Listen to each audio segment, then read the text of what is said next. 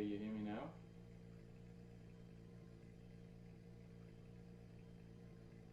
I think you should be hearing me.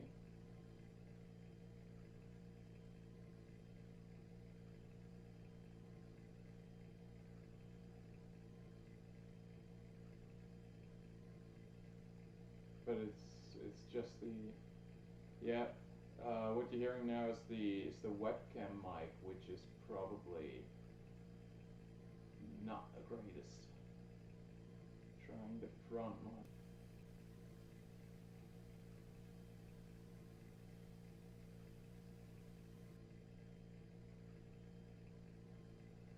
Okay, yeah, yeah. I have no idea what's going on with this other mic.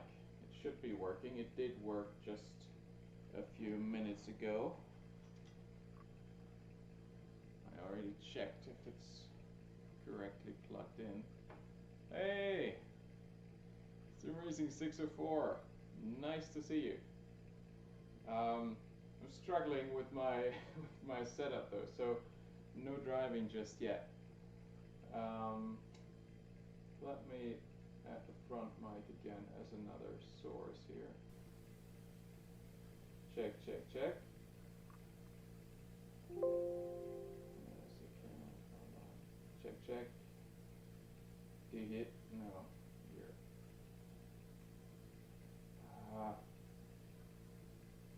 What is going on? I don't think, like, it would be a huge coincidence if my my mic had just died while I was waiting for the stream to start. I don't believe that. I think it's Windows pulling tricks on me.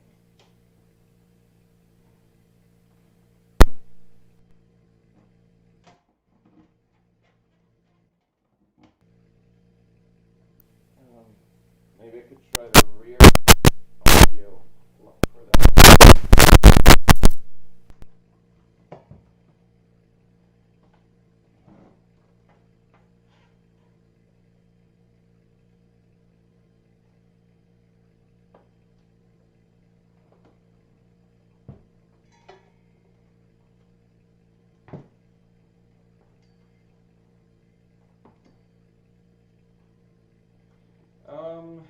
What am I driving today? I don't know. I've not started up AMS2 yet. I bought it last night. Too many cables around here. I bought it last night. Definitely gonna drive it. At least I'm gonna start up, unless technology is playing tricks on me again on that one too. Otherwise, some ACC, I guess. Maybe also some KartKraft. I don't know yet.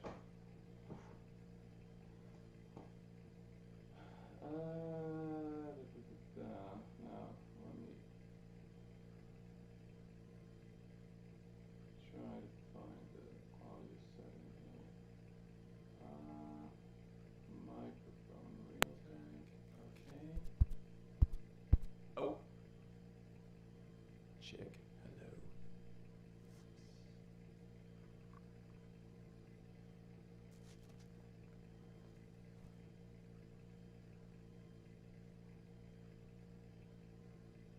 Okay, I think my audio is better now. Just gotta find out which is which. Let me disable this one, enable that one.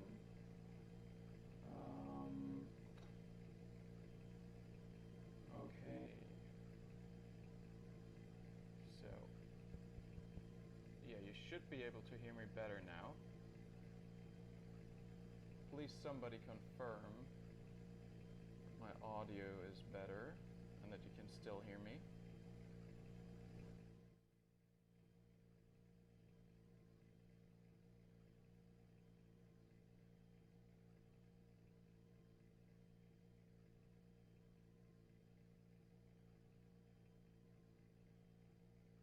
It's quieter. Okay. But the quality itself, it should be better. It should be less distant.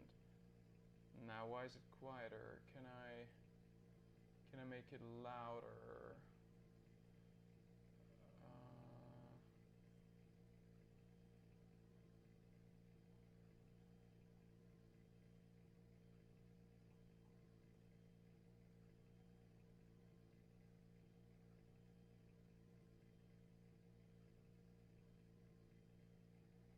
No, it looks also low here to me in the in OBS, but the slider is all the way up to 0 dB already, so I'm a bit confused about why this is happening.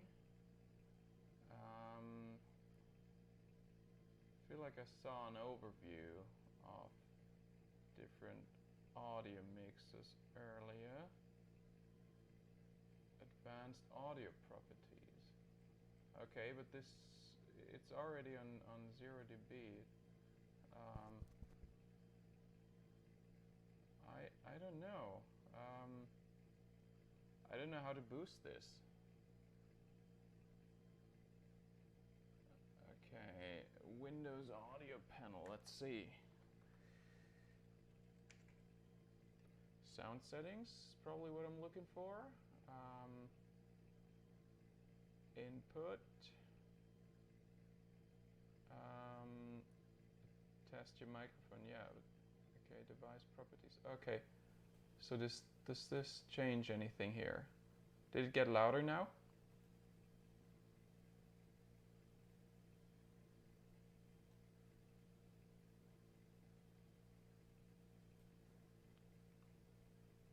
All right, great.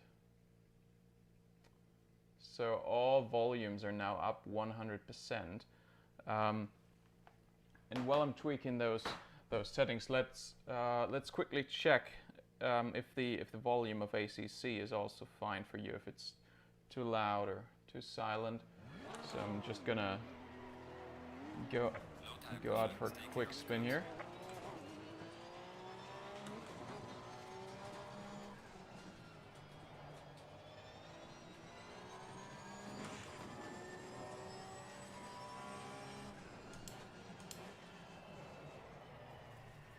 And stopping again, back to the chat. Where is it? Okay, so game volume, Mike, I'm not sure. Does perfect refer to my voice volume or to the game volume? I guess I could turn the game up a little more.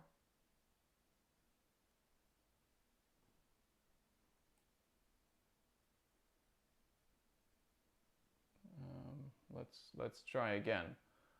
So I increased the volume a little bit on the game. Tell me how this is, please.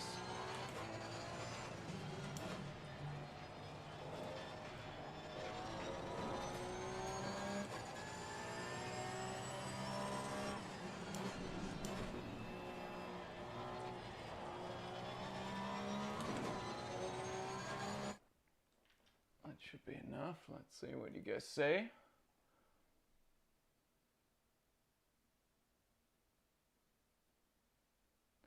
Okay, a little lower on the game then, so let's see.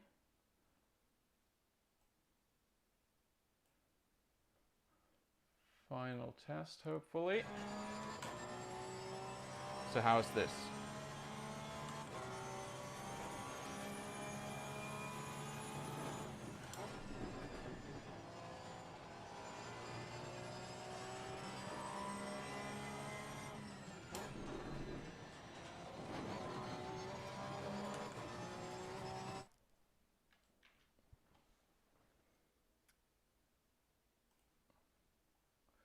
Great. Okay. Right. In that case, I guess I can briefly start by discussing the question earlier that I started discussing when I didn't know my microphone was not working. Question was, how was my time at Fanatic, and probably crazy when Corona started hitting. during my time at Fanatic, Corona wasn't really hitting.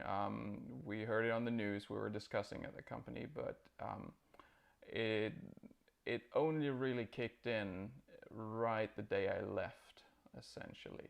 So um, if you've seen my channel update, my latest one, then you already know that I left Fnatic essentially right on the day, or I left Germany on the day that the Danish border closed, and it was a real rush. I drove all night to make sure I passed the Danish border in time. Um, that was definitely a crazy part. Until then, everything at Fnatic was pretty much normal. We were like, yeah, we had these hand sanitizers on our desk, use them every now and then. We washed our hands a little bit more, like the doorknobs were polished every day, stuff like that, but nothing that would really affect us too much in our work. I think that happened right after I left. And then I guess now I think I left at the right time, because I hear now the company is pretty much overwhelmed with all of the orders coming in. And TJ wrote that in his blog post, and I have reason to believe him. Right, but yeah, so much for that. Actually, if you guys can excuse me 1 minute, I will quickly fetch my laptop from the other room, so that I can see the chat while I'm driving. I don't have to alt tab out of the sim all the time. Okay, be back in a minute.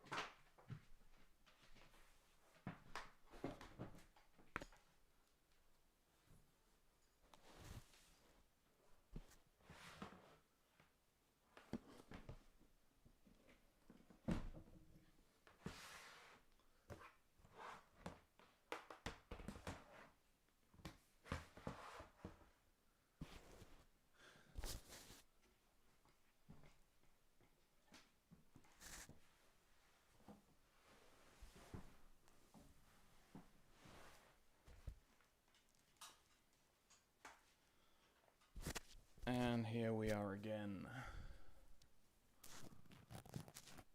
By the way, Mike, if you're still here, how's retirement going? You seem to be awfully busy for someone who's retired.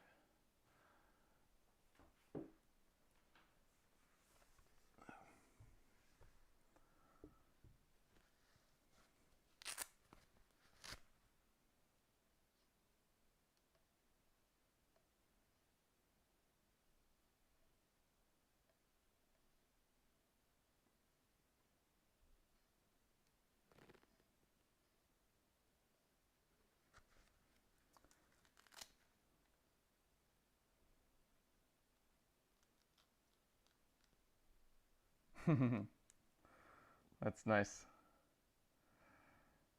Okay. Also great that I already got 2 dislikes for this stream. I'm trying my best. Oh well. Now, what's going on?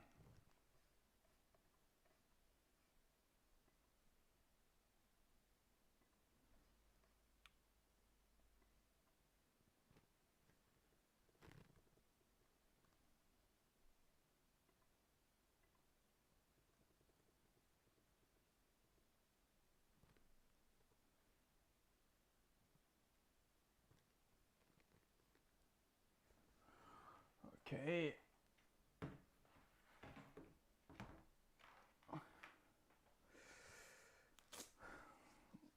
So much for the chat, which is now visible to me at all times. So let's get back into ACC.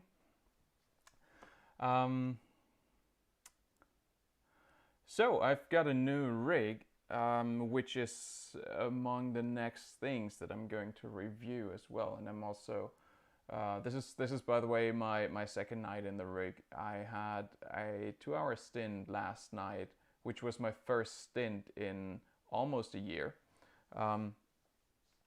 and yeah, had a blast, of course, but it was a really long time because working at Fanatic, I knew that I wanted to move to Sweden, so I was open about it from the start. So I was living in a hotel for the entire 6 months that I worked there, which means there was no room for a sim rig. And then I moved up here on the day that Denmark closed its borders, and the sim rig was in a container in Germany until last week. I've had this here now for a week, but had to wait a little for a VESA adapter so I could also put up the screen. And until 2 days ago, it was just sitting here. Now finally I have this rig up and running. I've had this rig actually for quite a while. I got this about a year and a half ago, I want to say. It's a prototype version of the GT Omega Titan, but it's actually fairly close to production. And I'm still awaiting one upgrade part for it. Otherwise, it should be in line with the production version. So, but I'll make sure that GT Omega confirms that before I post the review. And for now, I've got to check this rig out and see if I actually like it or what I have to say about it. So that's also one of the purposes of me driving these days. The other thing that I have new is the stand for the TV, which is a track racer stand. It's pretty huge. It can take TVs of up to 80 inch. I'm running it here with a 60 inch screen, and it fits the general look of the GT Omega Titan quite well. It has the same kind of black powder coated steel tubes, so that's fairly nice. Both look really good for a living room, I think. And what else is new? Yeah, I have these the button, what's it called? This button caps and sticker set from Fanatic. That was my one freebie that I got there. And I just put the stickers onto the buttons and set them up. And now I have some nice TC plus minus, ABS plus minus, brake balance plus minus, engine mapping plus minus, a pit limiter, flashing, cycle through the headlights modes, and cycle through wiper modes. That's my setup on this wheel right now. I think I'm gonna leave this pretty much stationary as it is, because these are the most useful buttons to me. Right. Is this an R300 Club Sport wheel? No. R300. Oh, the R300 Fanatic rim. No, this is a Porsche rim, the genuine Porsche rim, not a Fanatic rim. Even though they by now have their replica out. But this is the real thing that I bought at a Porsche dealership. I have a video about this on the channel, so if you're interested, you can have a look at that. Right, so much for the things that are new and that I want to try. Another thing this was the hardware part. Now the software that is new. While I was at Fanatic, they brought out a updated version of the drivers for the DD1 and DD2 wheelbases, which actually improves things quite a lot. And I gave it a first setup for ACC yesterday, and I played around with all the functions. My impression of it is that it's a really nice driver update, actually. It brings the feeling of the DDs a little bit in the direction of the Simicube 2, which, as far as I'm concerned, is a good thing. If you've not tried the SC2s before, they have one thing that I found particular about them that I hadn't noticed in other direct drive wheels yet. Maybe in part because the former drivers for the DDs didn't do it, and all the other direct drives that I had tried at the expo at Heusinkveld and so on, I used the settings that were dialed in. So I'm not sure if the SC2 and the DD1 and 2 are the only wheelbases now that do this, but you have this really fine chatter in the wheel if you don't use the smoothing effect in either the DDs or the SC2. And it's a bit hard to describe, but it's like fine-grained, very small bursts of force, like a trrrt, that just gets that you feel through the wheel, and it doesn't really push the wheel in any direction. I mean, of course, that's what it does, but it's so nimble that you can't feel the direction it's pushing the wheel into. You just notice it as chatter, as in the wheel.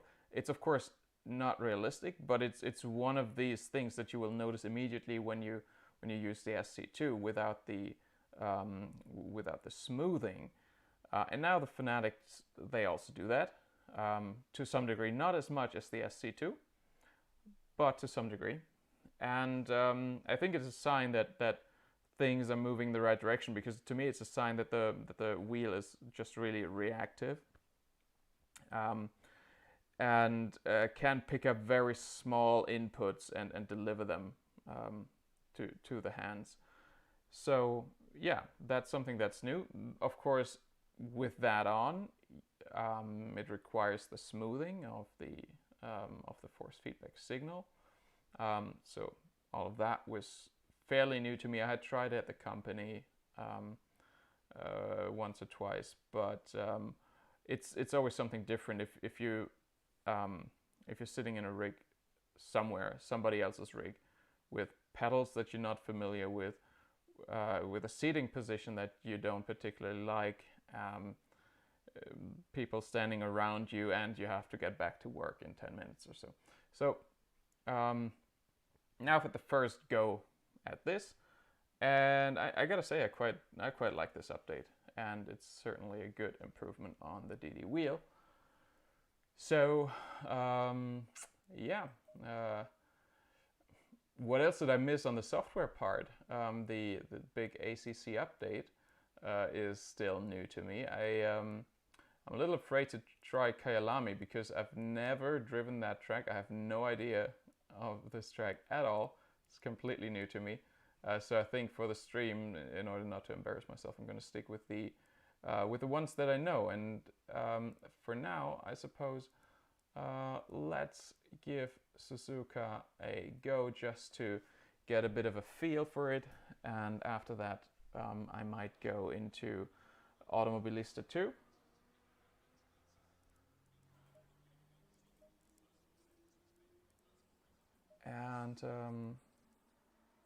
And see how that feels in comparison. I'm really curious how that is, but haven't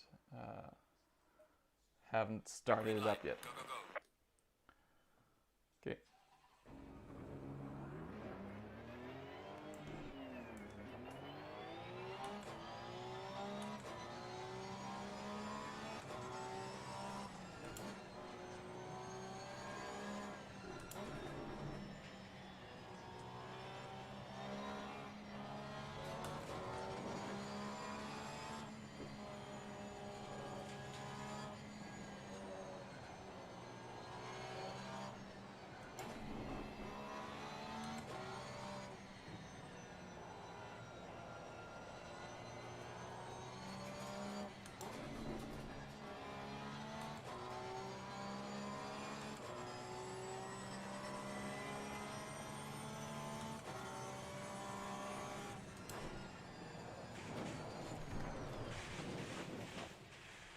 Yeah, noob. Jesus Christ.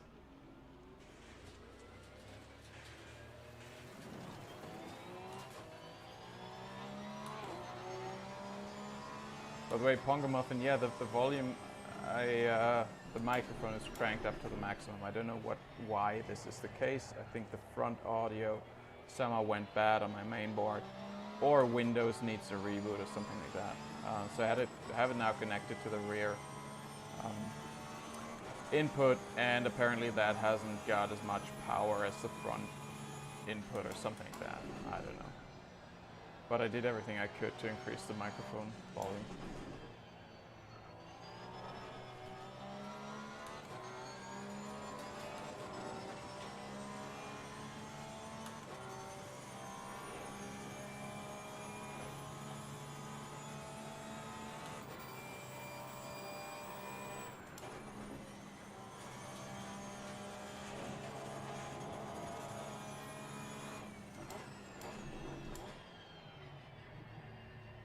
So one of these things that I'm trying to figure out here in this, now in my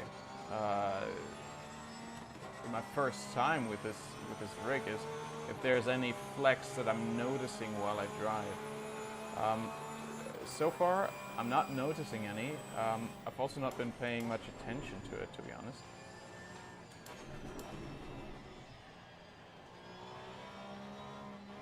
So what you can do in this rig is when you pull on the wheel or push it away from you, it will move a little. It's not perfectly rigid along that axis, but that's not an axis that is important while driving. So I think for the rotations, which is important, I think it's pretty stiff in that regard. Probably gonna have to do a video analysis of that though.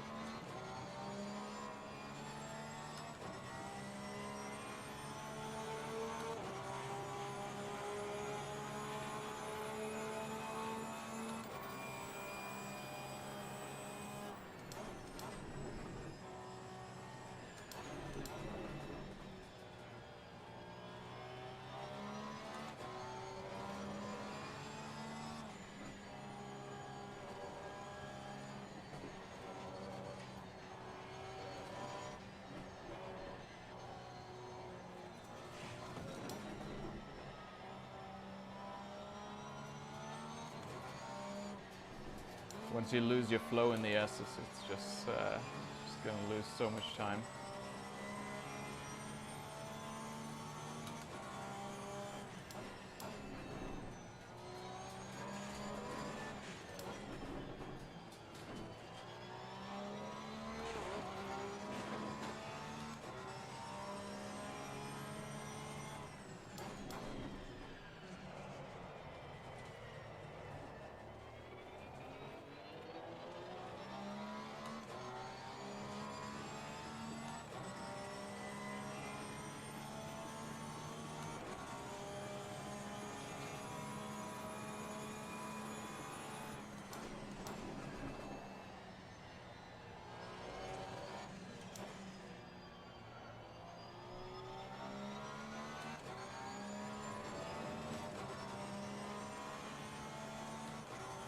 Hey, Ruben. Nice to see you too. Where are you located?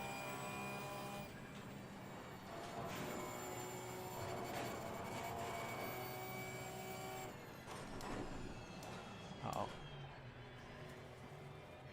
Oh.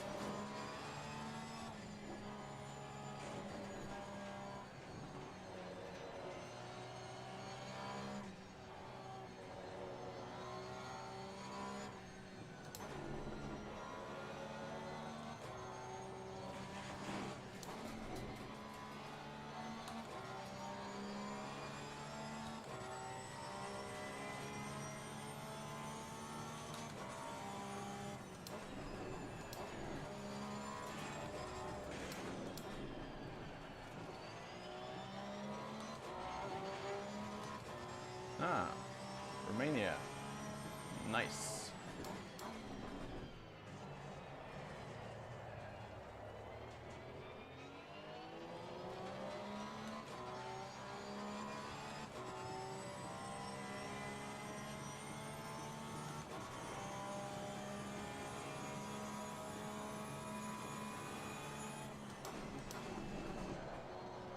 Cool.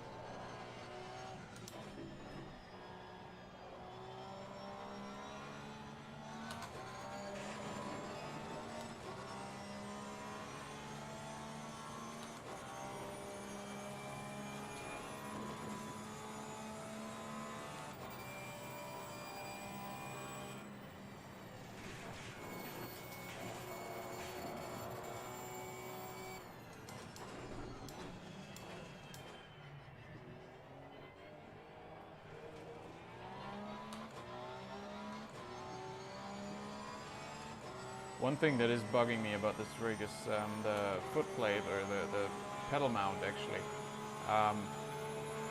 The flex in that is quite substantial. It's unfortunately not only a problem during braking, but even on the throttle I can kind of feel the pedal mount give way a little bit. Just really less than ideal.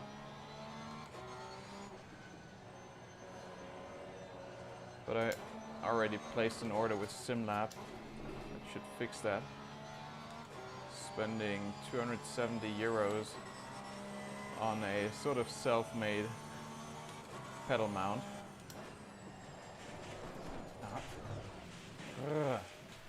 This turn, second time. Anyway,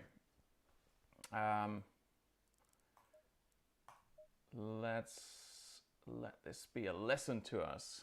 Quit this game.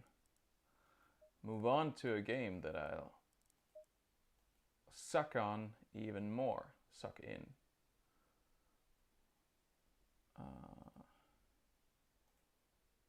Automobilista 2.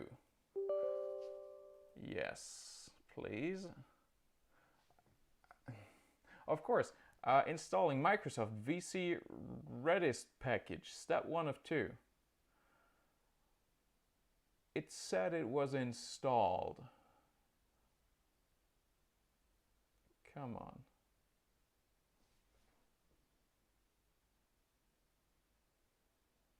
Oh yeah, the Heusingfeld video. That was pretty cool.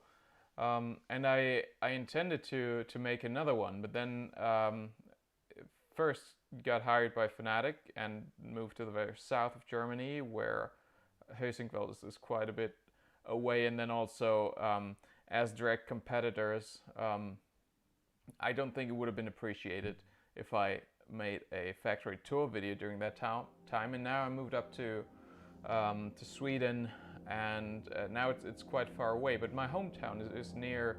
Well, it's like a 2-hour, 2.5-hour ride from Groningen, where Heusingfeld is, and I wrote them an email actually yesterday asking them, or telling them that like I will let them know next time in my hometown, and maybe I can stop by and take a second factory tour video, because I think they've updated the factory quite a lot. So they bought the building that was next to it, and they kind of tore down the wall, I think, and now they have like one huge space instead of a considerably smaller space.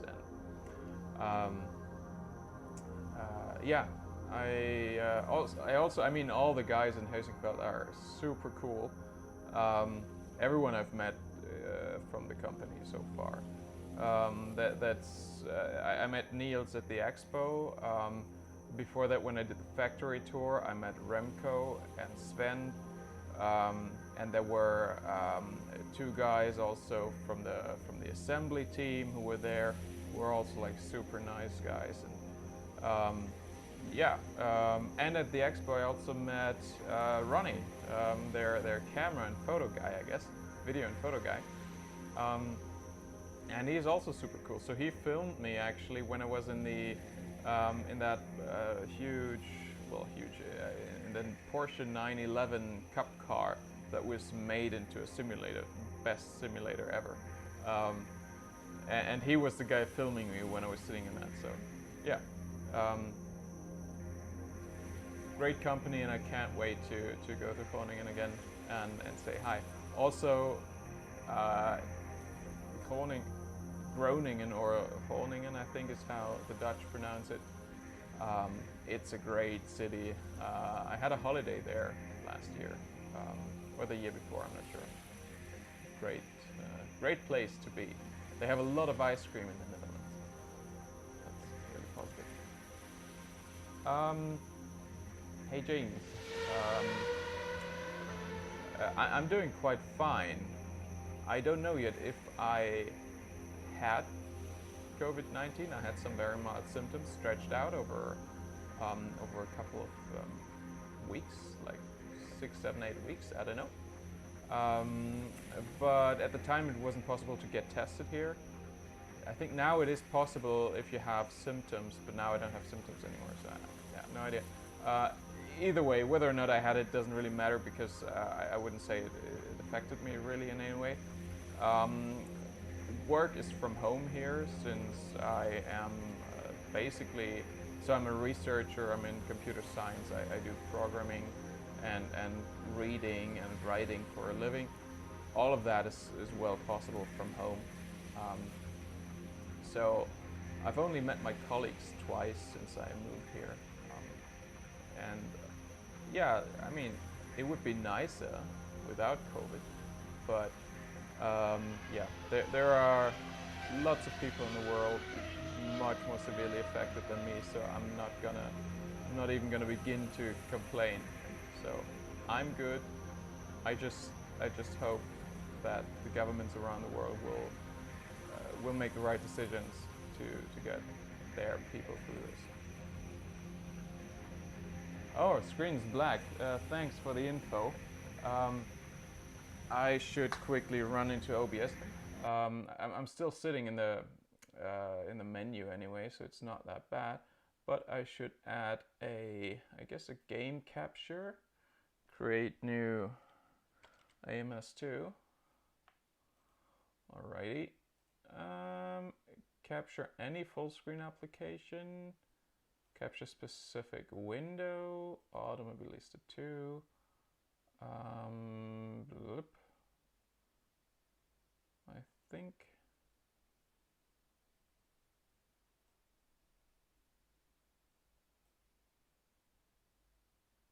Let's see.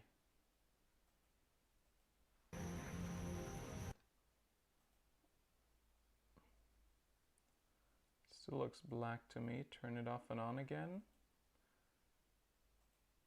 Why is this the case? Maybe it's ASR APP shop. Is that something?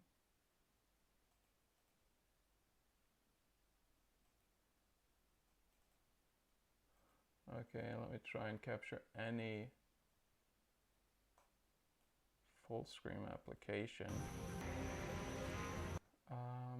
Okay, it seems you can now see AMS2 here. Thanks, Mike.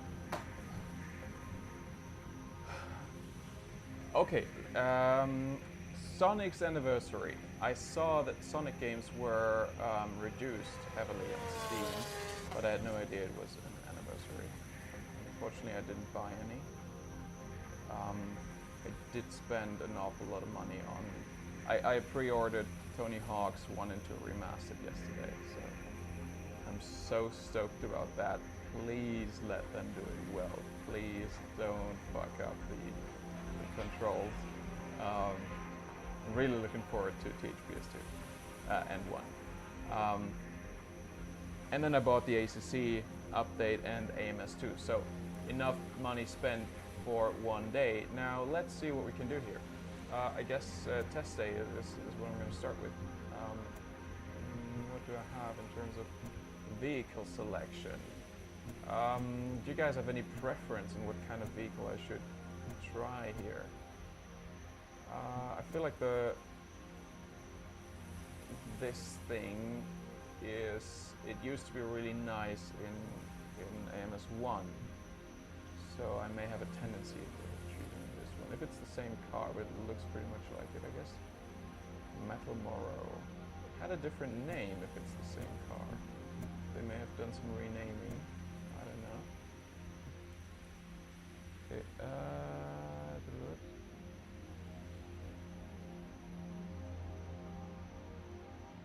yeah. To be honest, when I was young, I had Nintendos and I had a PlayStation. Did not have any Segas, so I once played Sonic at a friend's in like the early '90s, I guess, or mid '90s. But that's about my experience with Sonic, so I can't really comment too much on it. P3 or P1 at any British track? Okay, P1, P3. Okay, I'm going for P3 because I'm completely new to this game. And now let's go for any British track. Donington, maybe? Brands Hatch is one of the nicest tracks in the world. Everyone knows that. But the question is it overplayed? Is it overstreamed? Should I go for something else instead? Snetterton. That's a track I don't know at all, I think. Let's go with Donington. It's a good compromise and go for the short version. Test day. Let's see. Time 10 o'clock. Acceleration, time acceleration off. Weather clear. That sounds perfect for a first time. Start button was. Okay.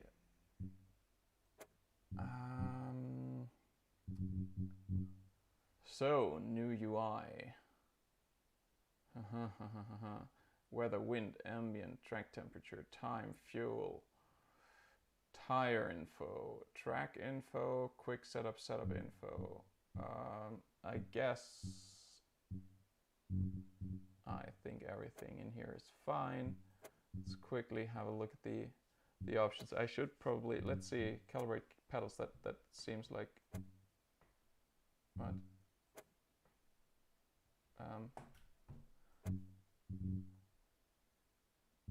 So let's see. Type wheel, make Fanatic, model DD1 Formula V2. Does this look like a Formula V2 to you? Pedal type separate, that's correct. Calibrate wheel, like why not? Okay. 100, why isn't it showing anything in degrees? Steering lock. Hold the wheel either 90-degree clockwise or anti-clockwise.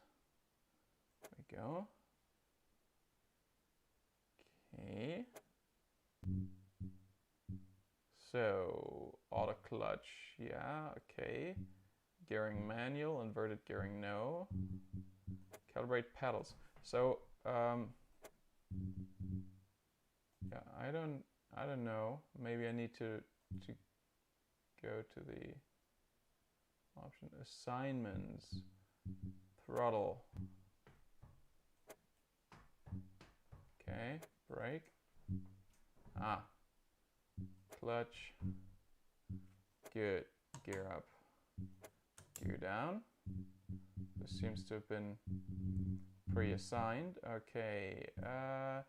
Vehicle. What do I need? Headlights. Have a button for that here. Wipers here. I think I'm gonna replace KERS and the engine mapping buttons with KERS and DRS. Request pit stop. Who needs it? Pit limiter. Brake bias. Forward. Go. What? Look back. Who needs a look back? Reward. Okay. Anti-roll bar.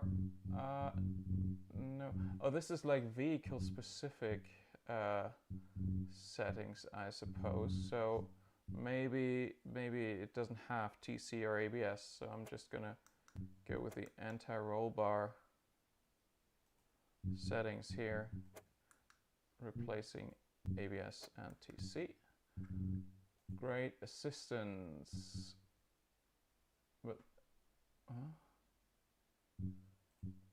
okay, whatever.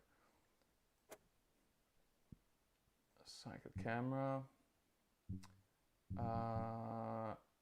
Seat forward, backward, up, down. Seat angle, view angle. Okay, it's good to know. Still weird that don't they have a proper FOV setup like ACC has? I would kind of expect that these days. Seems fine. Pause, reset car. Is this a Ridge Racer?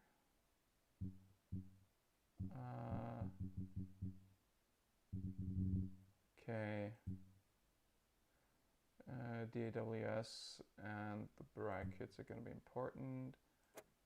Let's just go back and start. Okay, why is it going? Right, so that. Control. It's driving for me.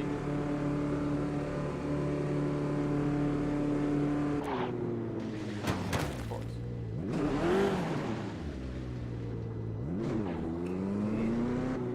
And the wheel rotation doesn't match up at all with what I see on the screen.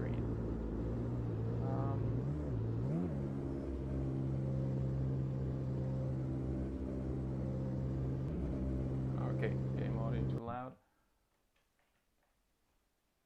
Why is that though?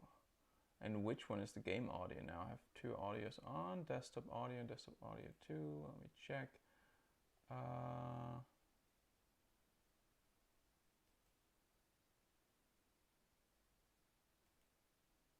Probably desktop audio 2 is the setting to adjust here. Let me reduce it by 9 decibels. Okay.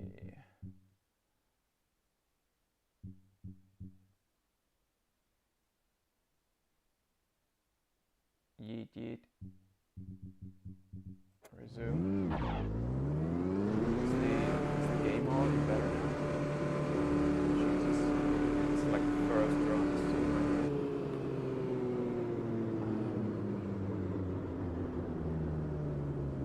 I need to figure out. Yeah, it doesn't appear to have any decent field of view setup, right? HUD layout, camera. No, wait.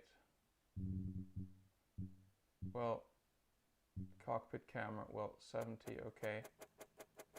Doesn't seem to do anything in the background. Do I need to? Configuration, high speed shake off, world movement. Yes, there's one correct setting for this. As for the G-force effect. Show helmet, no. Helmet depth of field, no. Helmet look to apex. Again, there's one correct setting, and this is it. Helmet leaning. FU. Camera leaning. No. This is how it's supposed to be. Now, maybe I'm not in the... What camera am I in here? It's not the bumper camera, right? Any bonnet, roof, chase, cockpit. Nothing changes the field of view here. I don't know. Camera and view. So I definitely need to have my view angle.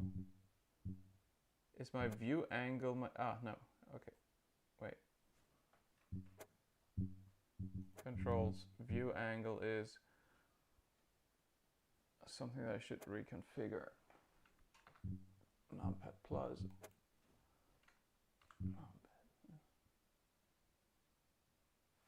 No, I've...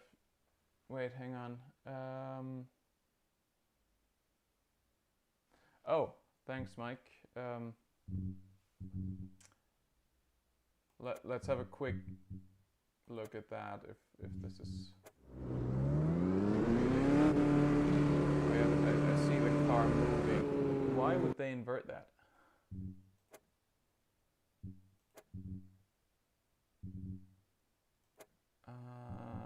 Camera configuration. Do I need to put everything on 100 in order to make it stop moving?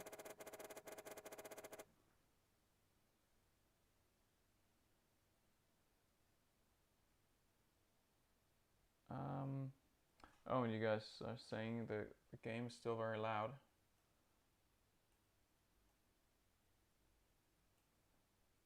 Maybe this will do.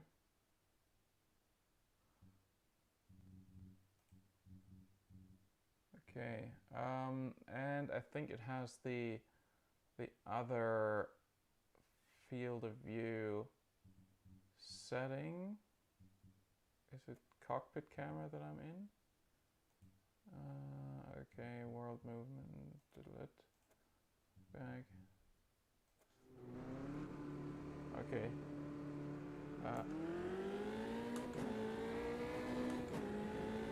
It honestly seems... okay, still need to figure out... I need to turn the wheel way too much still. Mode control scheme. Where was it? Configuration, I assume. Oh. Steering sensitivity. 100. Does that fix it? It's a lot better. It's not perfect though.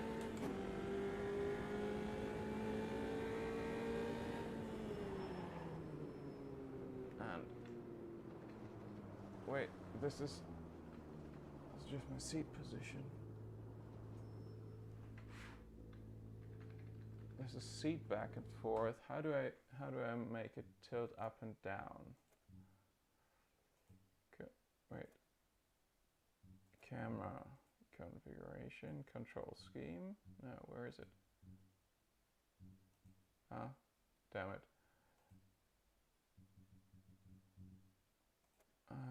It was in the controls.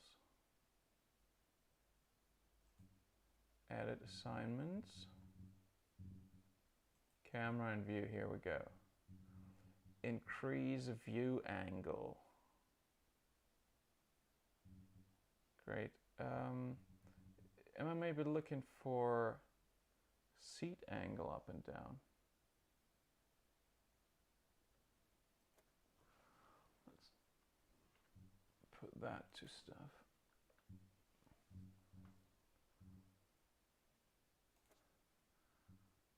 Okay. Aha. Now that's more like it.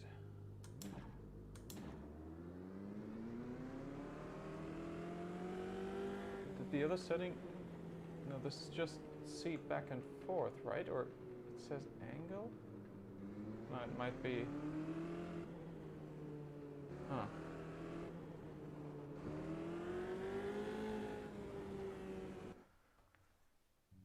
Did that reset my car? Oh yeah, it did. So let's go something like 65 here, I suppose. I've not done the calculation. I should do that, but I don't want to do it now. Now seat down, seat up is W in this. Okay, great. Those are the next ones. Oh, no. Resume.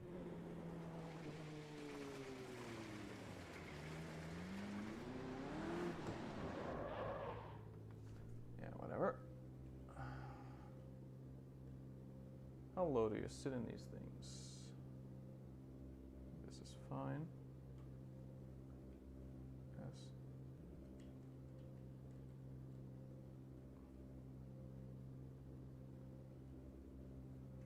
Okay. Options. Next up. Gameplay.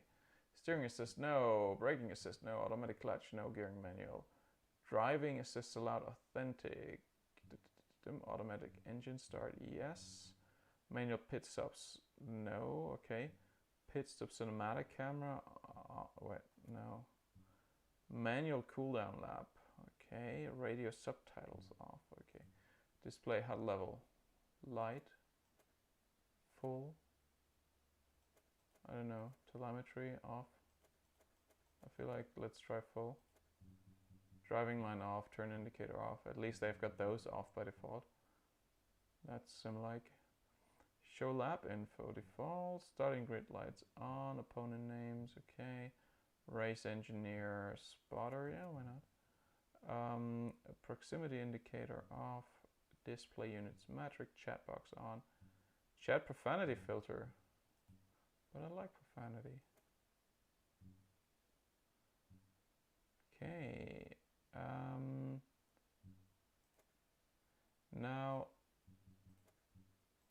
what I really need to figure out is the force feedback. Like gain is probably a bit high.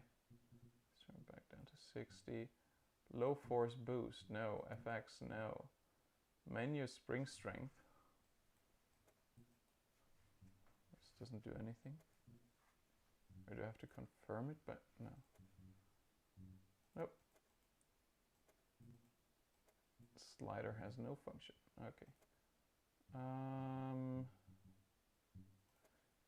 Gameplay is just these. Controls. Control scheme. Configuration.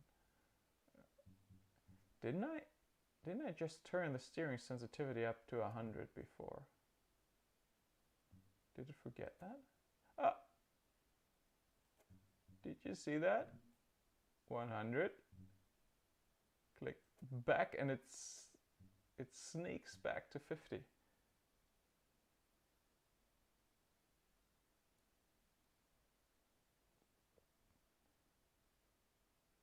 Yeah, I will go back to the main menu then, see what I can do there.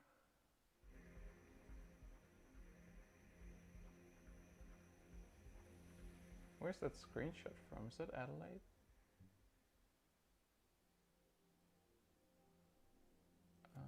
Back. Options. Controls. Type wheel, Fanatic. Okay. Calibrate wheel. Okay, let's do that. First, turn the wheel either anti-clockwise or clockwise to its maximum extent. Press next. I guess right around here. Now hold the wheel either 90 degrees clockwise or anti-clockwise. Okay. Save. Or maybe I should also set my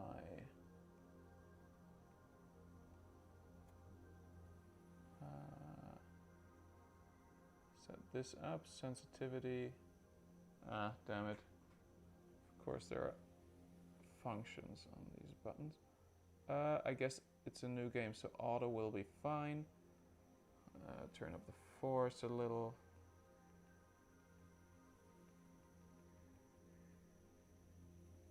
Why is this? Okay, Mike. See you next time, and bon appetit. Now, Martin.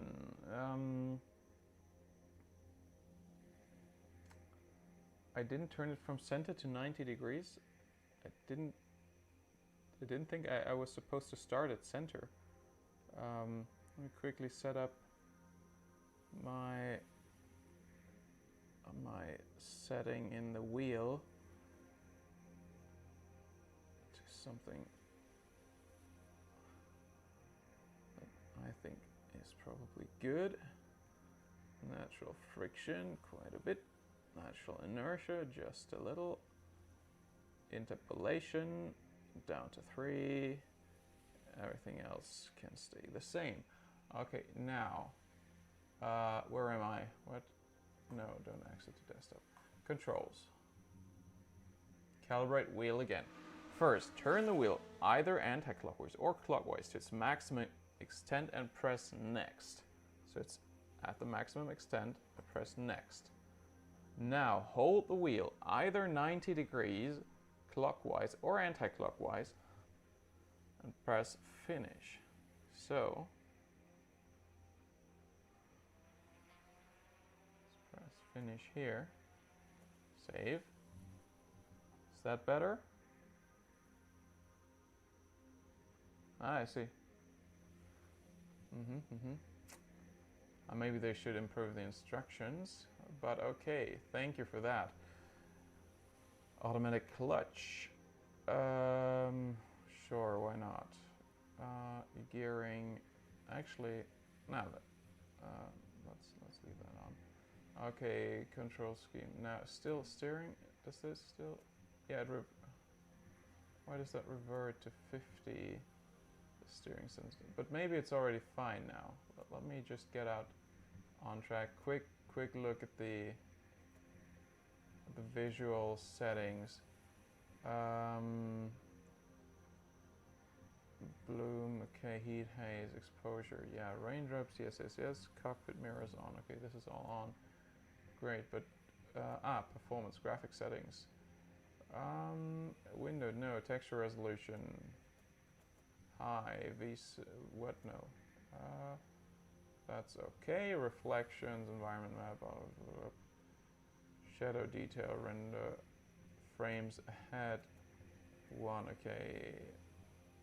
This all seems fine as long as the performance works. Audio.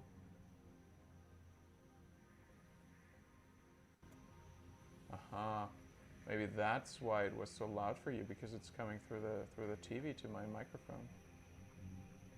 Now I feel like it's too loud for myself. Let's turn it down here. Yeah, I didn't even realize it wasn't on the headphones. Okay.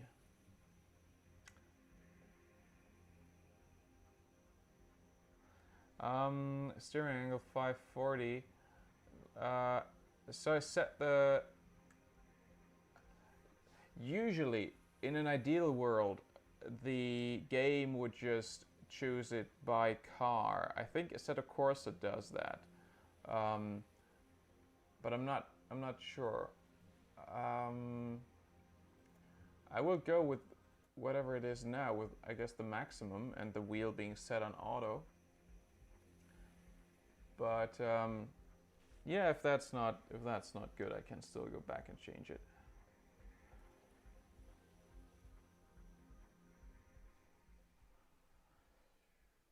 Right. I'm still wondering why I can't leave the pits on my own.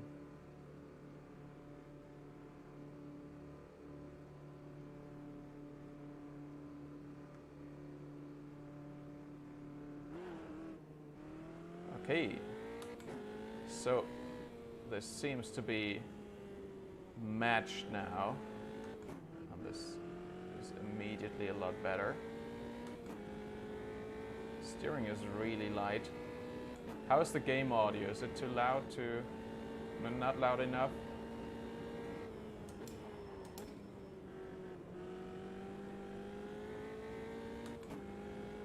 So the forces are really light on the straight, and then quite strong in turns.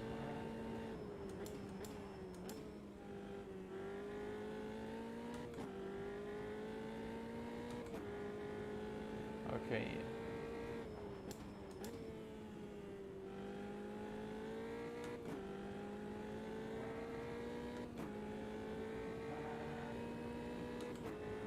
This is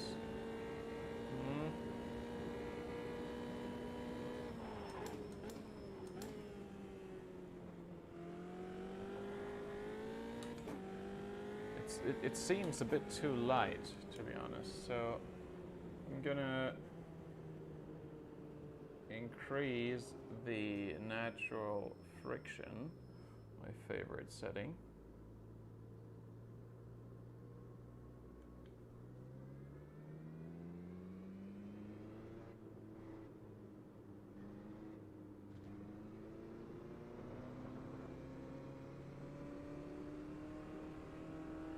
All right, thank you, Martin.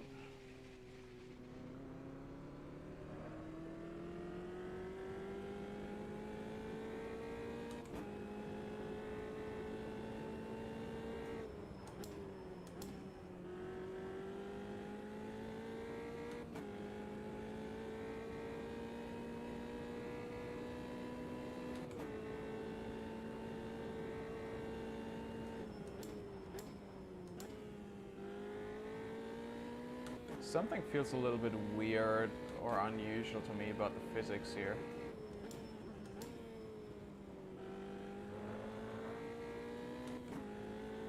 This car seems to rotate really well on the throttle, more than I would expect.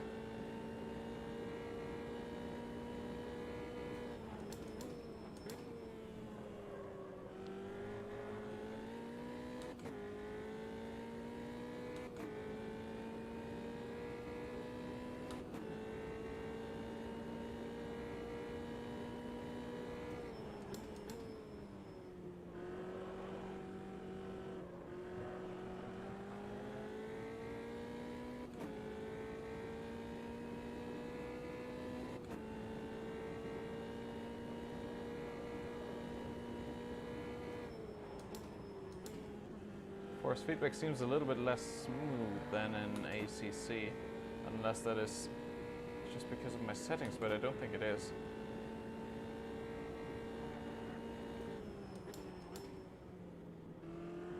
Less smooth can also be translated to more direct, so it's not a negative.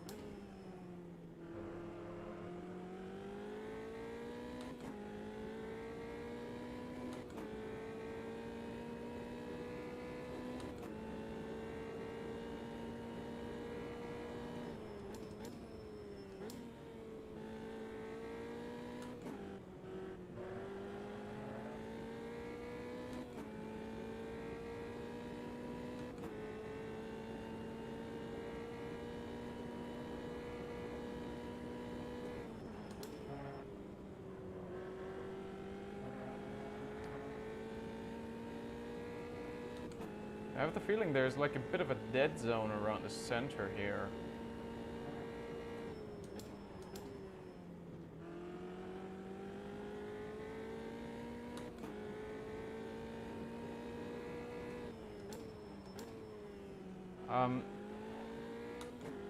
Ruben, yeah, I do prefer.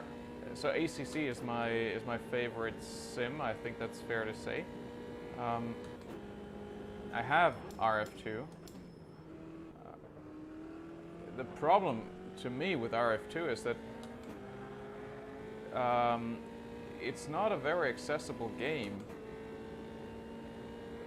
Like almost every time I start it up, I end up just getting completely frustrated and stopping to play because it has some issue with some calibration, something doesn't work, can't get the pedals to work, can't get the wheel to work, force feedback is weird. Something is always a problem with RF2.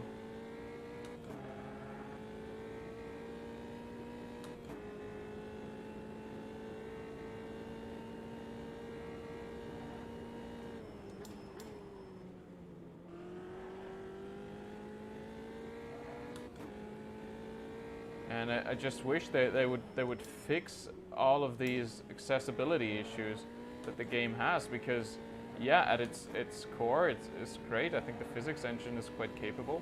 I've had a good time in the past driving Neil's NSX, for example. So yeah, it's a good game. It has a good physics engine. The graphics engine of RF2 is awful because really bad performance while still looking really bad.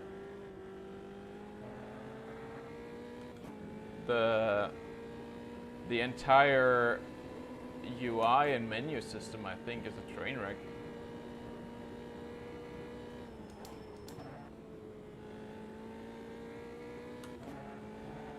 This is interesting, this AMS2. The force feedback is somehow very engaging. It feels really responsive and quick. By comparison, I'd say ACC is almost sluggish.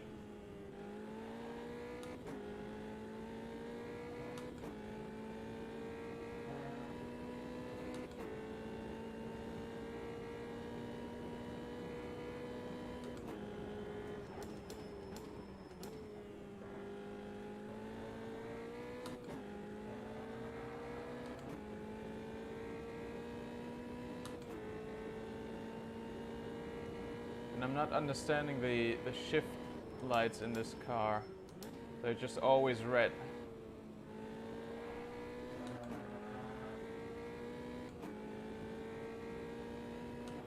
Or am I supposed to shift that early? Nah, can't be right, can it?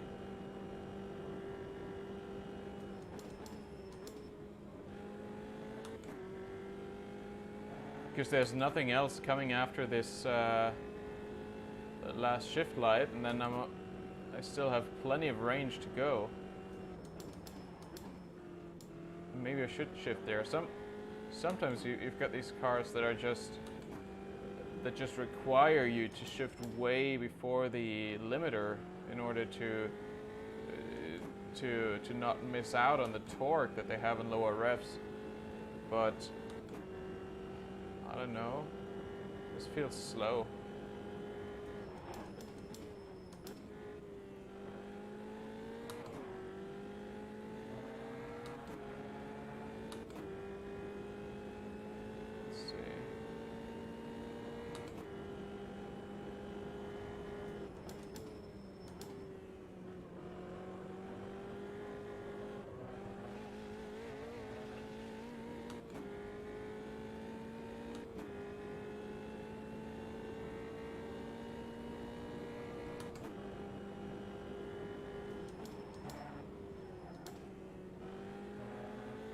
Horrible driving.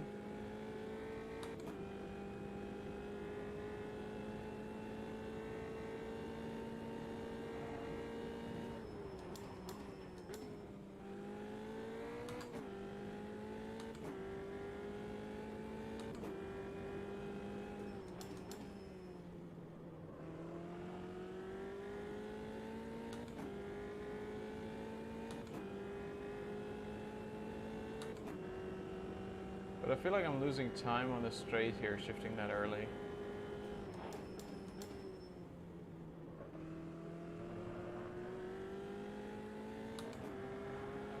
Let's try again here.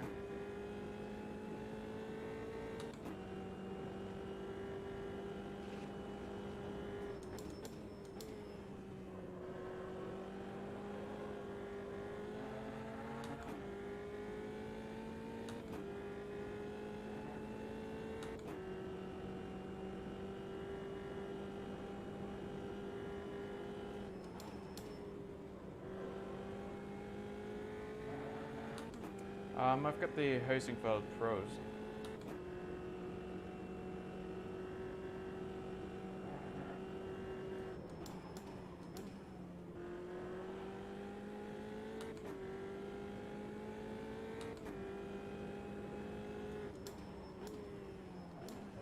Damn it. I also have a review of the Housingfeld Pros on my channel. I'm trying to get a hold of the Sprints for a review unit. Honestly, since I have the Pros, just spending the money to upgrade to the Sprints, that doesn't seem like a necessary thing to do, because I think they are probably very similar to each other in terms of performance, with the Sprints being a bit more versatile. They don't have any important features or anything that I'm missing on the Pros, so I'm not gonna spend 700 bucks on an update to the Sprints, but I'm trying to get a hold of a review unit, and we'll see how that goes. I was on the short list for one before I started working at Fanatic, but I told them to throw me off the list for now.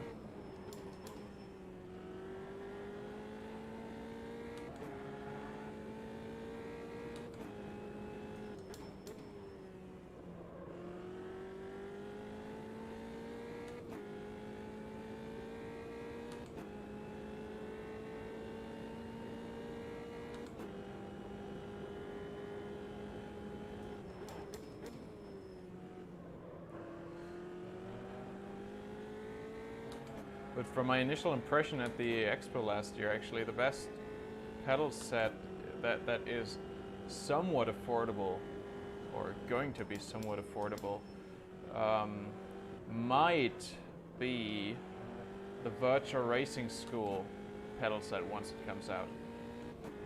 Because that one really impressed me. I don't know what it was about it. I guess it's like extremely smooth. Smoother than the Housingfeld pedals, and it felt really precise to me as well. It looks similar to the Housingfelds, but it was with hydraulic dampers and had a few other tricks up its sleeve, and I just can't wait for that to come out. Ah, damn it. And until it comes out, I just need to grow the channel in order to make it lucrative for them to send a review unit my way.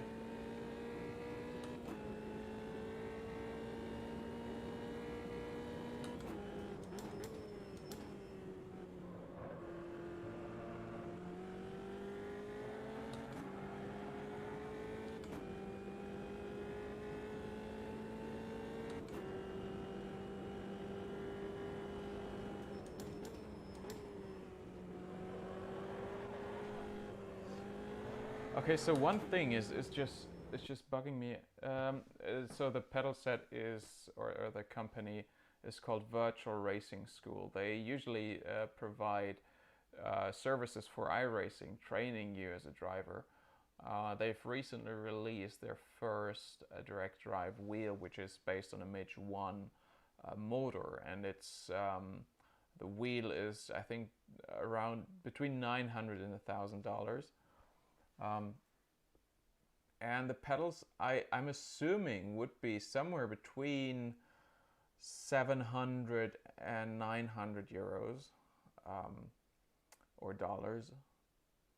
But I think there's no official word on the pricing yet. And they may not have decided yet. But what I was able to try at Sim Racing Expo a year ago was fantastic. From my initial impressions of just 15 minutes of driving or so, it was right up there with the SimTac pedals, which are fully hydraulic pedals for $2.5, $3 grand. So, and it didn't have any full hydraulic system, so it was basically a really smooth version of Heusinkvelds with hydraulic dampers that just sweetened the deal. So something similar, I guess, to the Heusinkveld Ultimates.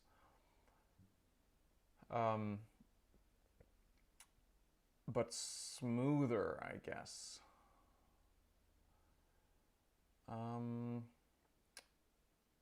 Where do I want to go? I wanted to go controls and see if something is... No, where do I want to go? No.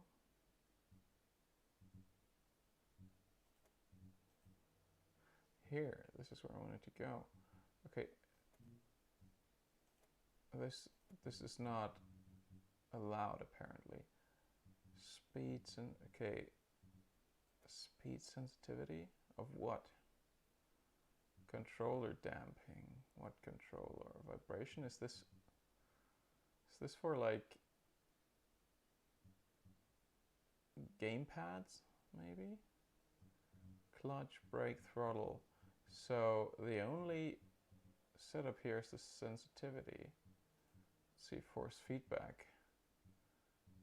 Gain, I think gain is okay. Low force boost. Menu spring, no. I don't think I want any of these.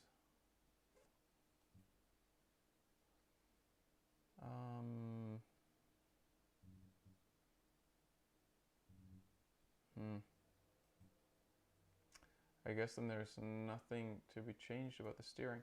So what I find a bit odd about this car is that as soon as you get on the throttle, it rotates perfectly, and it doesn't even step out. Like the rear doesn't try to overtake. It's just like the throttle. You need to be on the throttle to take the corners quicker, which is usually in most cars, I guess, when you get on the throttle just a little bit, it tends to it tends to produce some understeer, and in this car it just tends to give you more grip. So I'm gonna go back to the menu, pick a different car, and see if that's just this car, if it's all cars that behave this way. Let's see.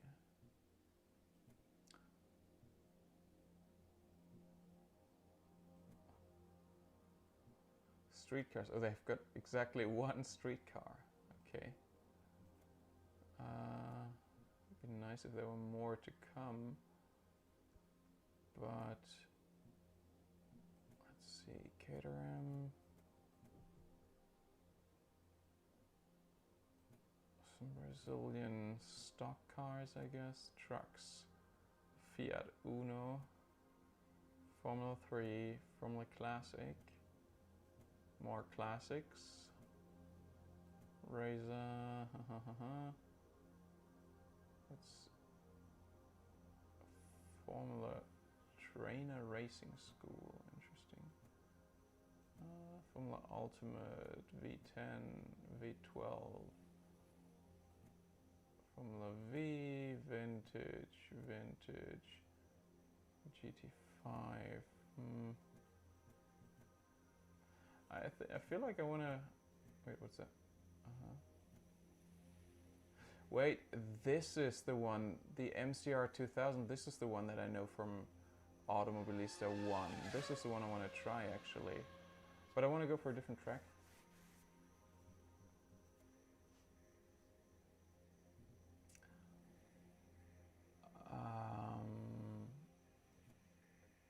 Adelaide.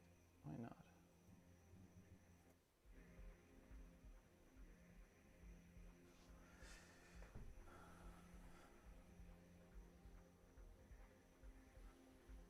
I think maybe on that car a different rim would be appropriate.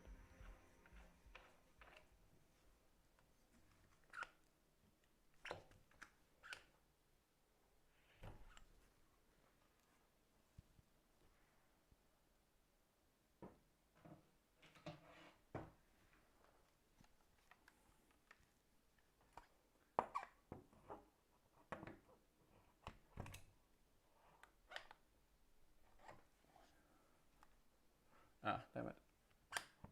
Did that wrong.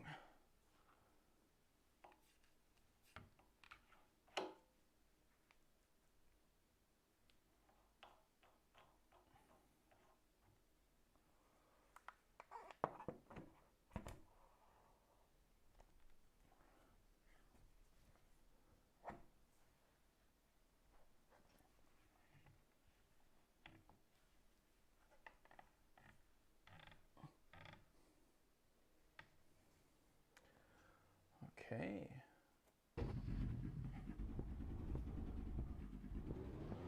Still don't like that it's exiting the pits for me.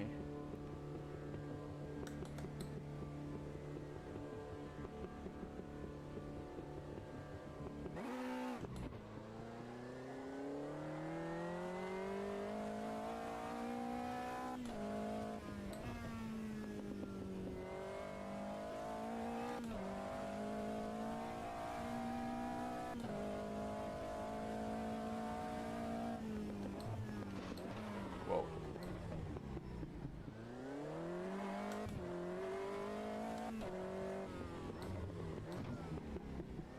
I'm not very familiar with this track, so bear with me here.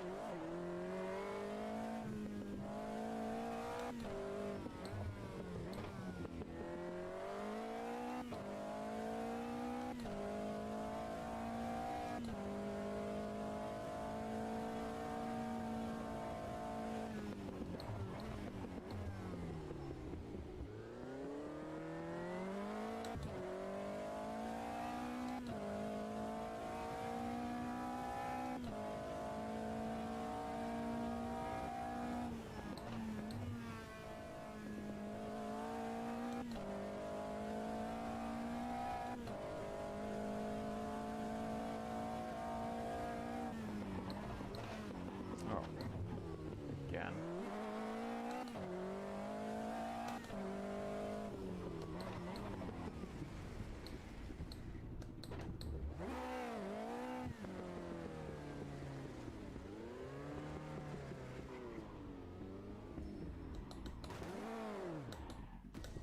What?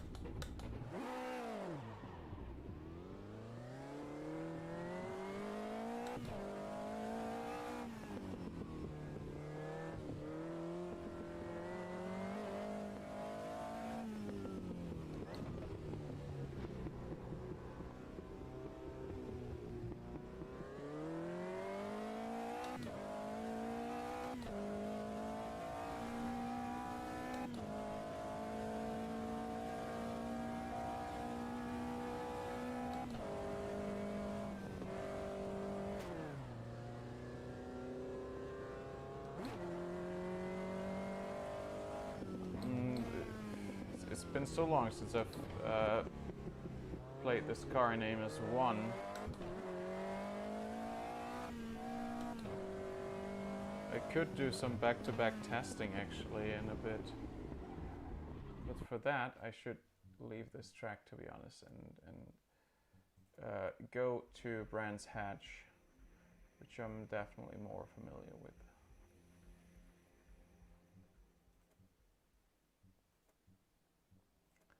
Test a Brands Hatch. Start.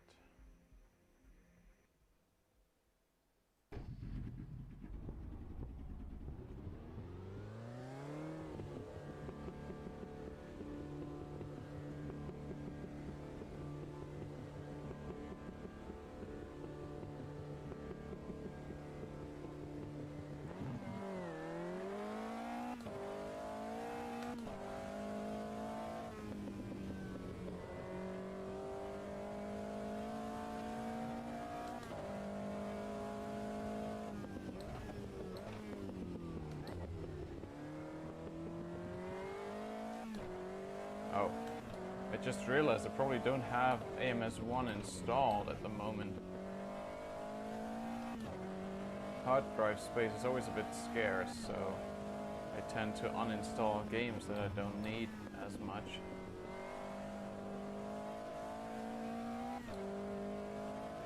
But on this track, it doesn't feel completely unfamiliar.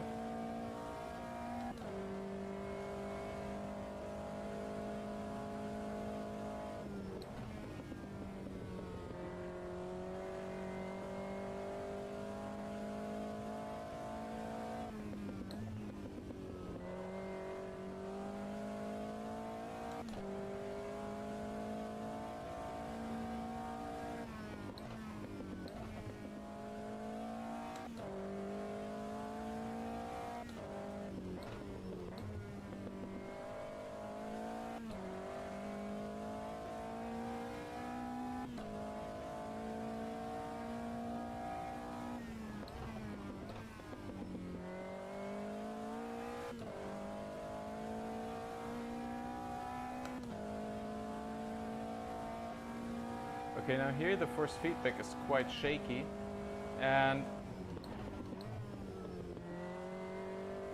I have the impression that there's some flex in the rig,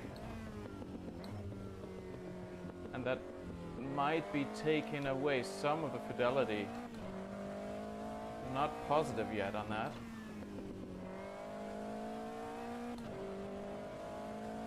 But it feels a bit like it, because this is a much more violent force feedback. It would be nice to have a sturdy 80-20 rig next to this and just go back to back on these, but I don't have that, so I kind of have to trust my senses here.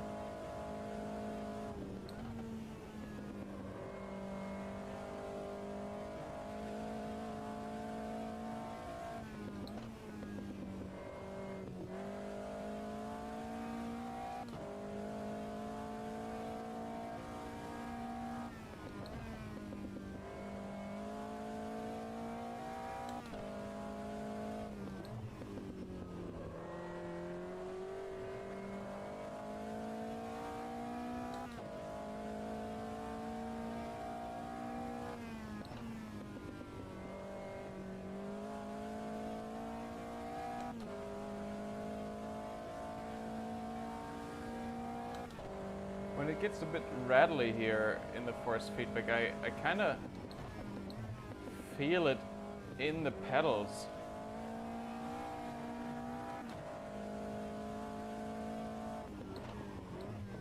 I believe that is something that will be fixed once I receive my SimLab pedal mount.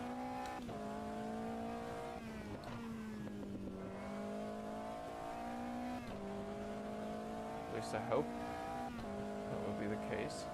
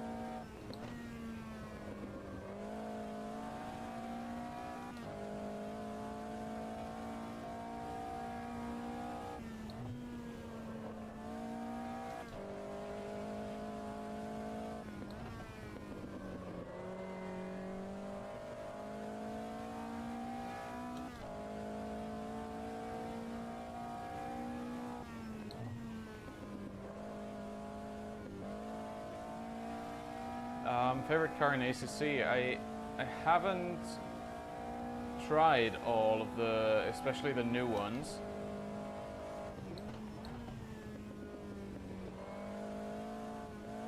But from memory, I tend to like the Porsches a lot, both the Cup car and the GT3.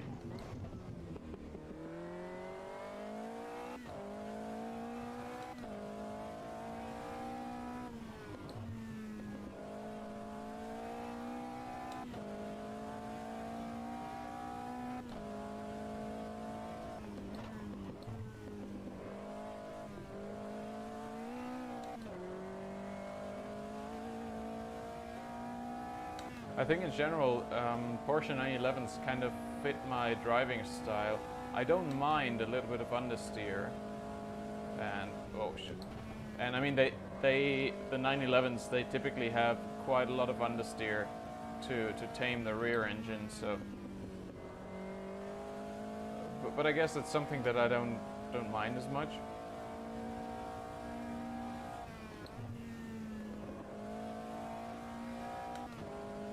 And maybe that's why I like those cars. They're a bit of a challenge because they will understeer until they snap into oversteer a little bit, and I guess that's something that I enjoy to some degree.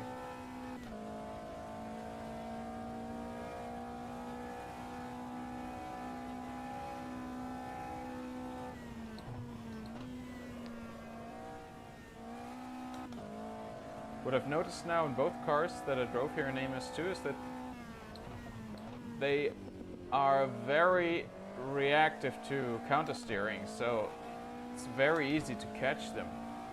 It's just nice.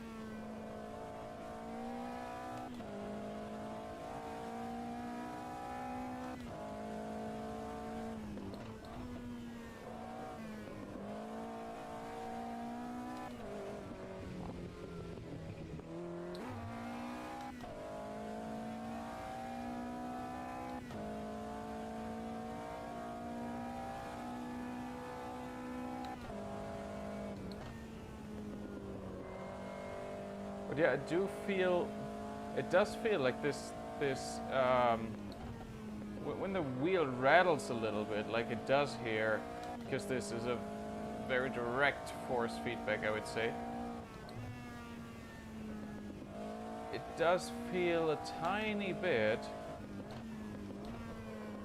like so either the whole chassis, the tube section here is twisting a little bit under the twisting forces produced by the wheel,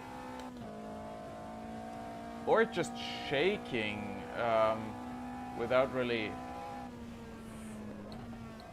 flexing too much. Either way, I'm feeling it in the pedals, or in the feet, more than I would like to.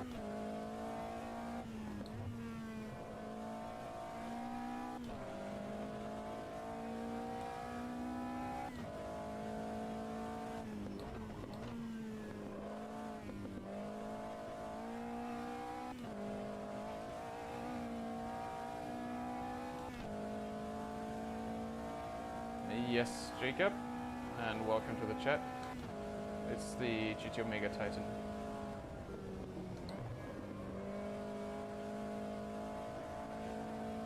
Granted, I'm using quite high force feedback settings here on the direct drive wheel, but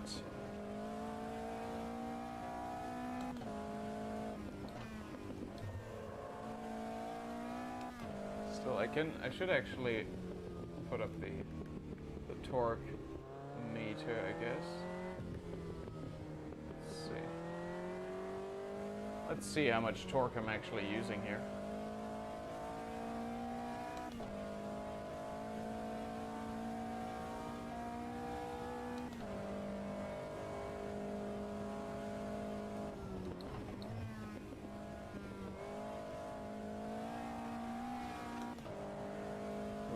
10.5 Newton meters.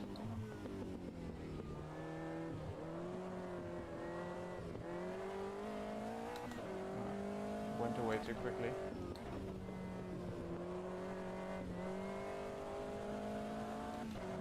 Yeah, so right now I'm using around 10 Newton meters. It feels a bit more maybe than that because I'm using a very small diameter wheel, 27 centimeters.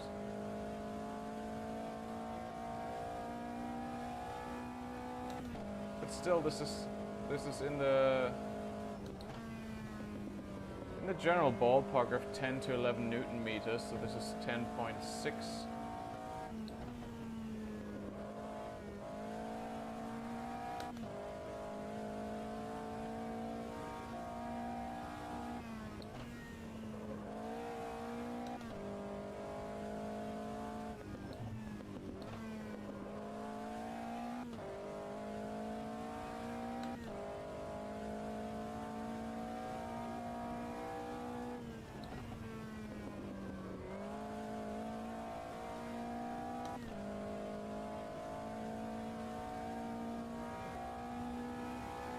Yeah, it definitely does flex a little bit.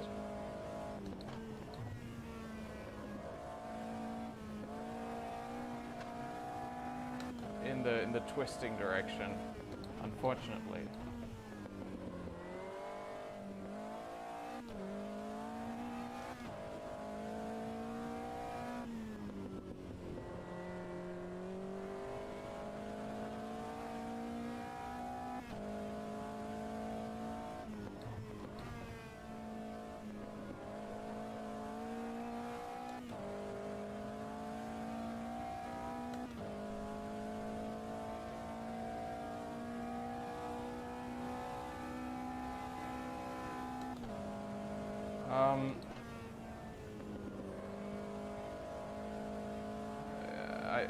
Is the Trek Racer RS6 really only 350?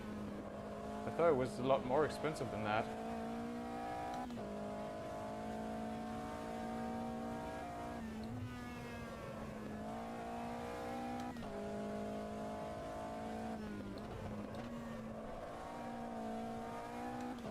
By the way, the behavior of the other car that I noticed, where it would rotate magically on the throttle, it's not the case in this car. So it's a car thing, not an engine thing, luckily. So to me, this car feels more convincing than the one that I was driving before.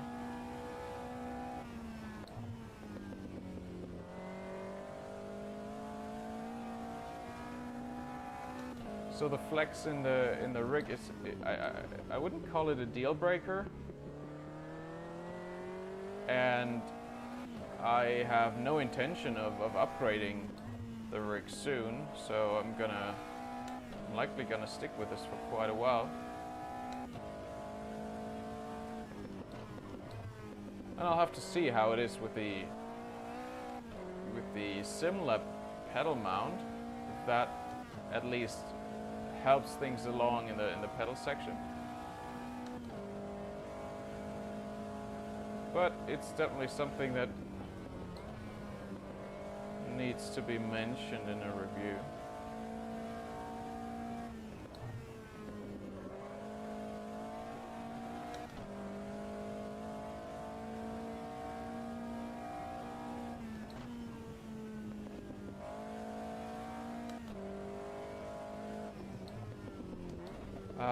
So the GT Omega in Europe is 350 euros without a seat.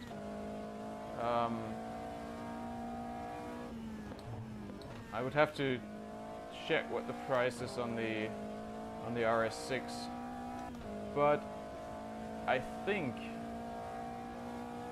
if anything, I'd probably go for the largest Trek Racer cockpit, the stiffest, essentially, which would then again be a lot more money. But I'm not too familiar with their product lineup right from from the top of my head right now.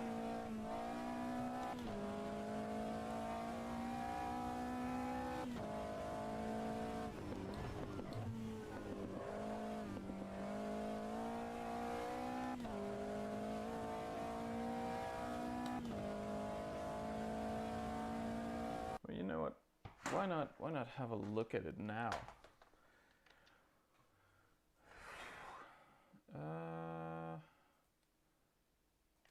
Let's see. Track Racer EU. So pricing here is okay. So the TR8 MK3, that looks like a rig that I could be interested in.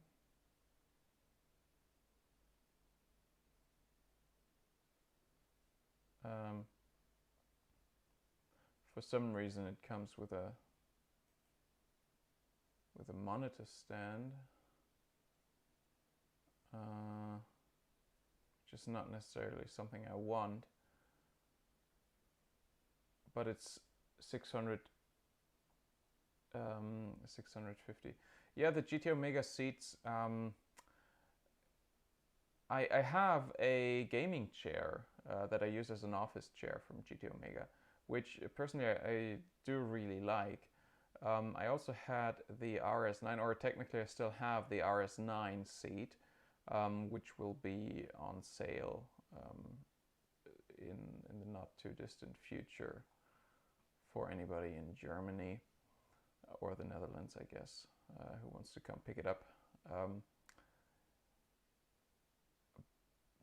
It's fine, but with the RS9 I feel like and the RS6 is similar actually, I tried that at a friend's. You sit more on top of the seat than inside of the seat, as you do with a proper seat like the one that I'm in here.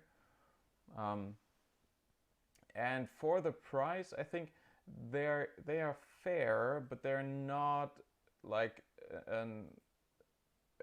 a super offer, I would say. Now let's see. Okay, the RS6. Yeah.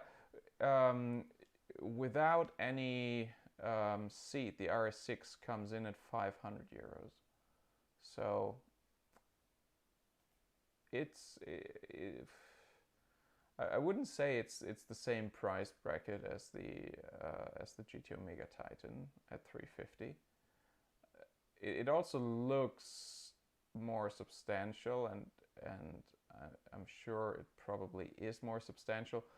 But on the RS6, I'm seeing a similar foot rest mount that I have on the GT Omega.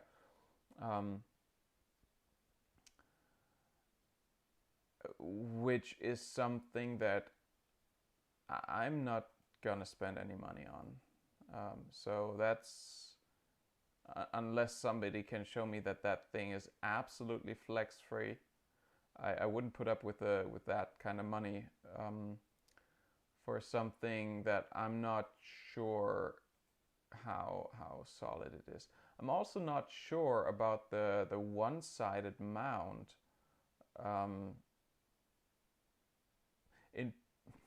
In particular, the way I have my living room here in this place,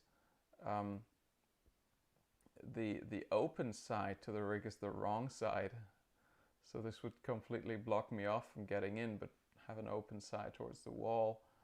I'm not sure if it's available in a mirrored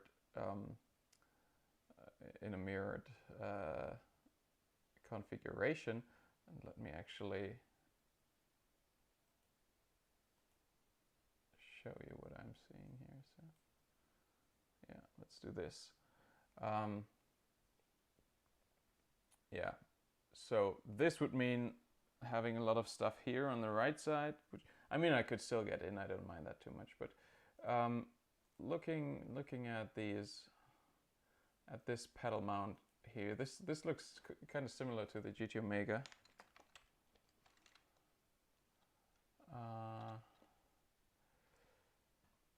Let's bring this up.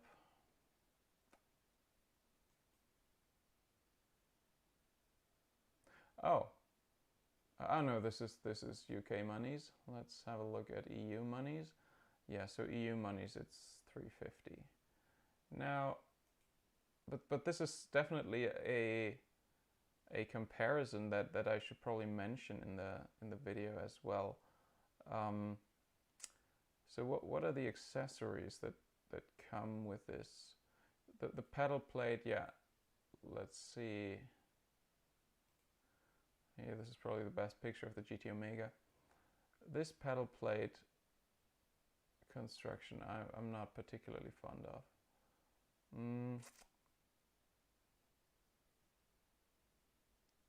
Just from the looks, I mean, it looks really nice. Visually, it's a great cockpit, the RS6. It's just I don't trust it unless I see, or probably I would have to try it first, or have somebody really convince me to put up that kind of money for it. Let me see what else they got. Yeah, they got the TR8, and then they've got the 160 and the 80, which are both 80/20 rigs. So what's this one? How much does it go for? Different versions of it, Jesus. But oh, this is also like between 500 and what's so expensive about this one? How does it go up to 800 without? Oh, this is with a seat. 600 without. 600 without. Okay, so I guess depending on the mount that you want.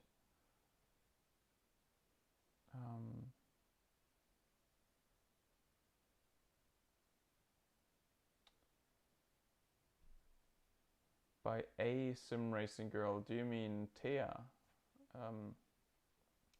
The French girl living in London, I think? Or do you mean sim racing girl who works for Fanatic, who used to be my colleague?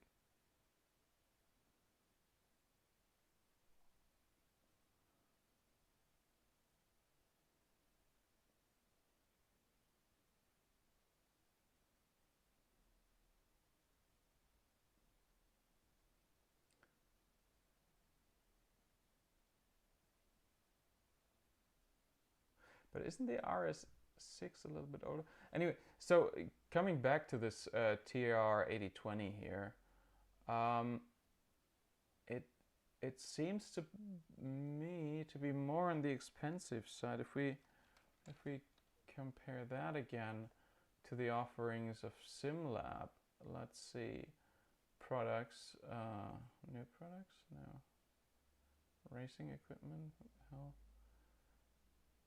I'm looking for the GT1 Evo. Where is that? GT1 Evo racing cockpit. So this is the typical go-to entry level sim rig that if you're going like for a living room setup, I really would go with the black version. It costs $50 more, but Sinem is Sinem is her name, sim racing girl. She is still making videos. She had a review out of, I think it was a SimLab P1X that she got, that she reviewed a few months ago. And I'm assuming she will be making more videos in the future again. But obviously she's working for Fanatic, so she will probably be featured in more Fanatic videos in the future.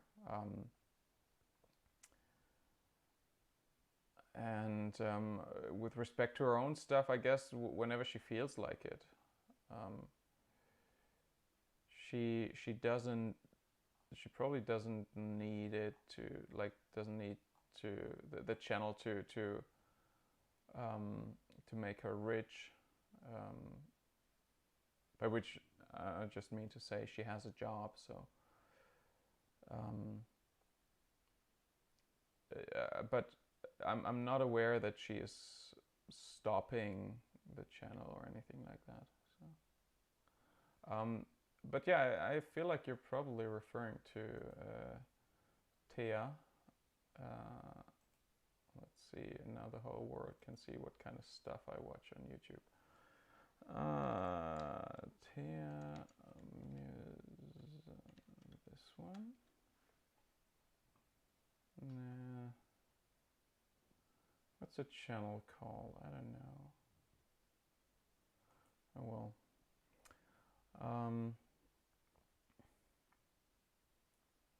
Well, anyway, back to the cockpits. This one seems to me, on first view, like better deal compared to the to this track racer thing. I guess they're very similar.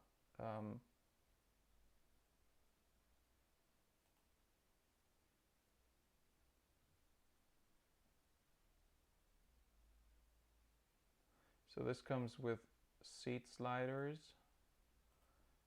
and for some reason they both come with this angled. I don't know why everybody's making these angled pedal plates. I don't fully get that. Maybe it's because some pedal sets like the Fanatics, they tend to be they have way too much travel, and then they need to be put at an angle. Otherwise, you're not able to press it all the way down without like hurting your joint or your ankle in the foot. Yeah, this construction is just, I've not tried it.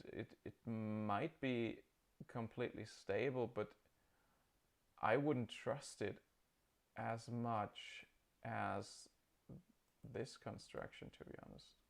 Make it larger, because here you've got like a solid mount on both sides.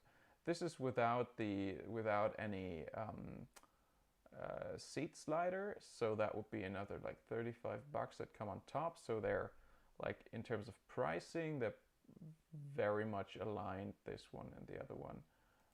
But to be honest, yeah, I don't know. This has the side-mounted bars that go up, whereas the SimLab one has a top-mounted. And if you want side mounts, you gotta go to the P1X, which is more expensive. Maybe it's also just like, I don't like this red stripe here. I don't know. This is not my cockpit.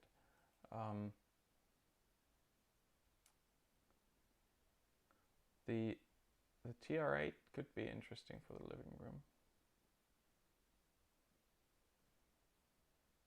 but I would have to see a review to see how solid it is. And let me check out the footrest here. So this footrest construction, it looks to be a little more solid. I'll read your question in a second, by the way. It looks to be a little more solid because it's resting also at the back end. Why doesn't this picture enlarge when I click it? Any close up? Yeah. So this footrest construction, it looks more sturdy to me, and I have a tendency to trust that.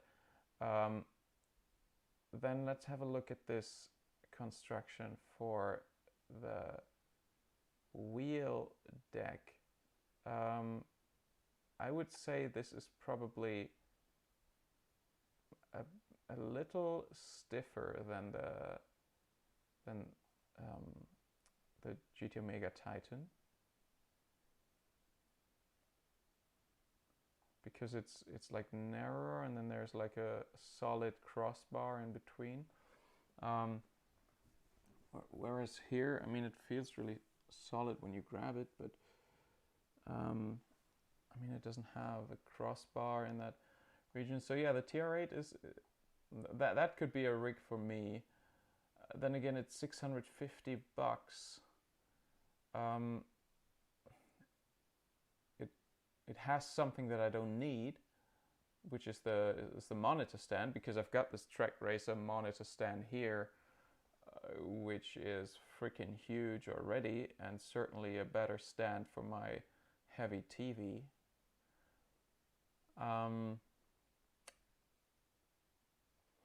But still, Tier 8 could be a really nice cockpit. I don't see anything wrong with it without having tried it. So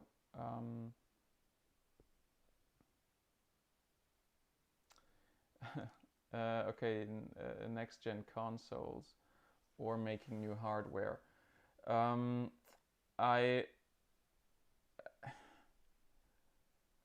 I don't know what is common knowledge, and I'm afraid I would have to tell you just to wait until the information is made public.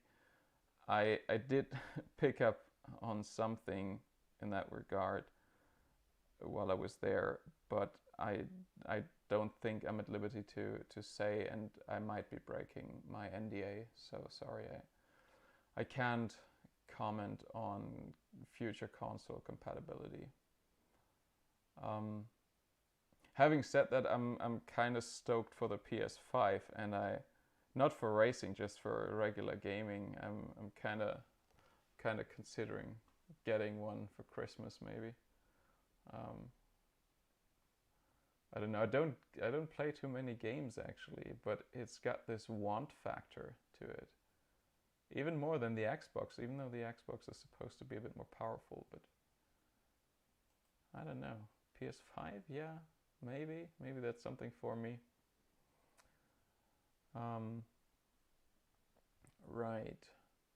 So the Track Racer cockpits, though, you can't really compare them to the GT Omega. You can certainly compare the GT Omega to the other GT Omega cockpits, like the Pro, which was the one that I had before, which seems to be pretty much sold out here. So I'm wondering if they discontinue that. The Art cockpit is still available at $219 for the cockpit alone. That's a bit cheaper than the Pro, I think. Well, no, it's just $10. That doesn't matter. The Art cockpit is one that I never really fully understood why it's still there when there's also the Pro. I mean, the Pro is not perfect. The Art can do things that the Pro can't do, but it feels like they're direct rivals from the same company. I'm not sure why they're there. And then the Titan is a bit more pricey, but I would say it's still aimed at sort of the same crowd.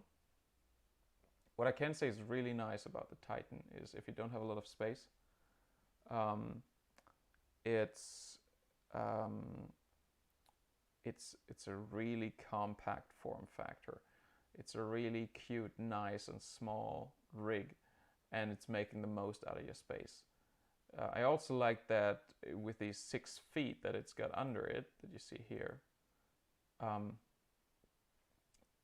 you don't need the mat under it anymore. I just have like these soft furniture sliders, and I can just move the rig around as much as I want without any fear of scratching up the hardwood floor that I have here.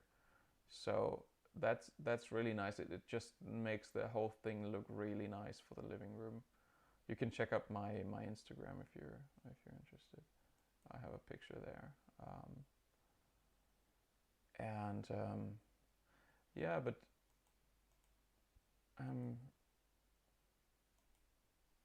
I'm not sure what there is in regards to competition for the GT Omega Titan. In that price bracket, it might be actually a very good buy still, because the issues with the Flex that I'm having, they they're there, but they're not deal breakers. At least the steering wheel wheelbase flex, that's not a deal breaker. I would say if you're planning on using really stiff load cell pedals like the Hosingfeld, that would be something where you would be looking at least a different pedal mount, like I'm doing now. So I'm investing heavily in the pedal mount.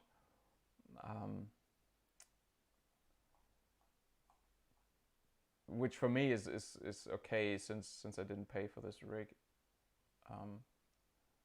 So I think I'm not overspending on the pedal mount.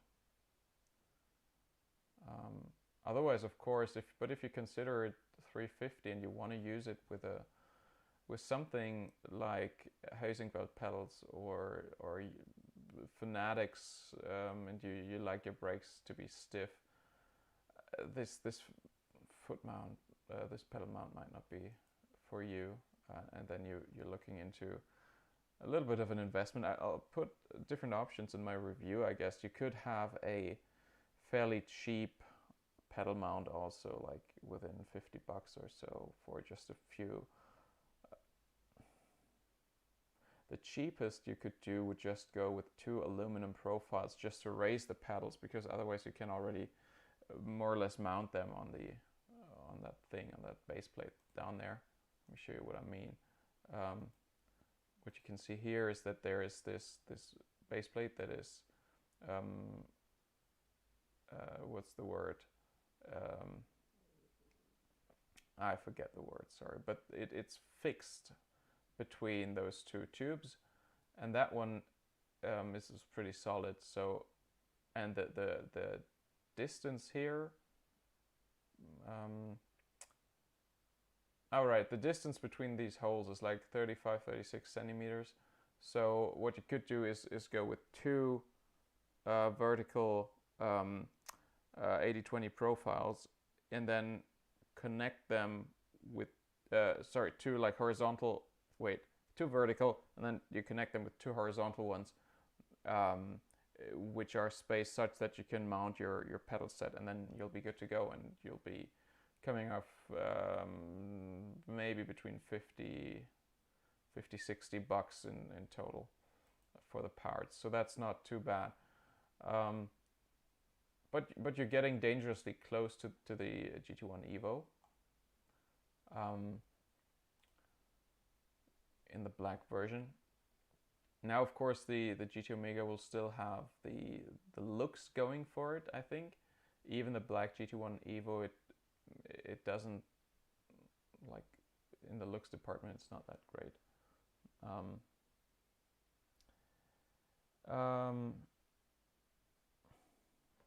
Yeah, so CSL Elite or something in that range. For a CSL Elite, this rig is perfectly fine, even with the CSL Elite. Yeah, well, with the pedals, you might want to have some upgrade solution to this pedal mount. It's not a necessity if you're using the load cell pedals on the CSL load cell pedals. You might want something a bit sturdier than the pedal mount here in the GT Omega Titan, but yeah, I mean it's a very good looking cockpit, and I don't regret at all moving from the Pro to the Titan.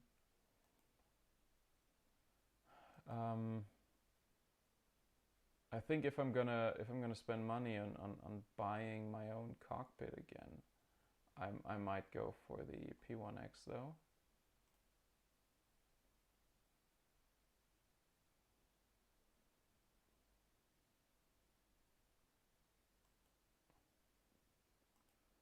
Wheel mount, let's say Fanatic, let's go black, adjustable feet.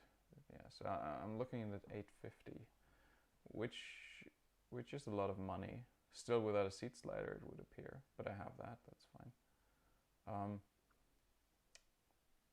Right, is there a seat slider included with this? I don't think it is. No, there's no seat slider that comes with the Titan. Of course, that's a bit of a bummer, because you definitely gonna need a seat slider with it. So I think that only comes if you buy it with a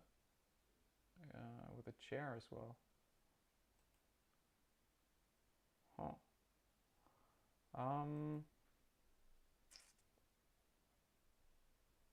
Sorry, I meant seat, not chair. But why? Oh, this is how you do it now. Sorry. 519. That's 170 up. So let's say 30 of that goes into the slider that comes with it. 140 for the RS9 seat. Yeah, it's okay. The price is okay. It's not the best price in the world. The seat does flex a little bit because it's not a bucket seat. It's a question on how important that is, but yeah, I would say you can probably find at least a more durable, not durable, but a stiffer seat on eBay for the same amount of money. Then again, you can blow a whole lot of money on a seat. Where are you located, Jacob?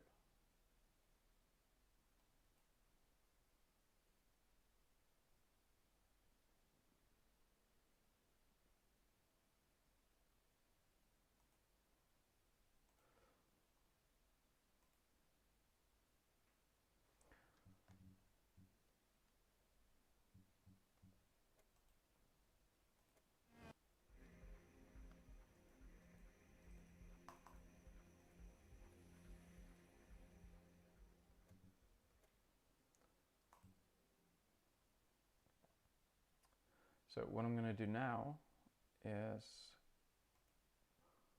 try KartKraft, because that has relentless force feedback.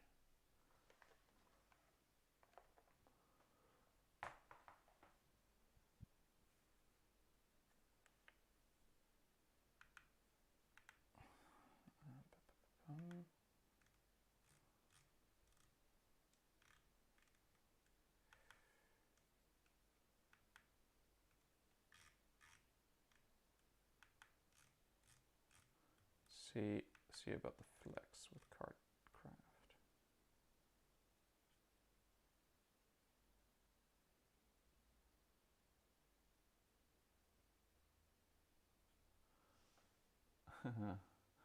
Young Daddy.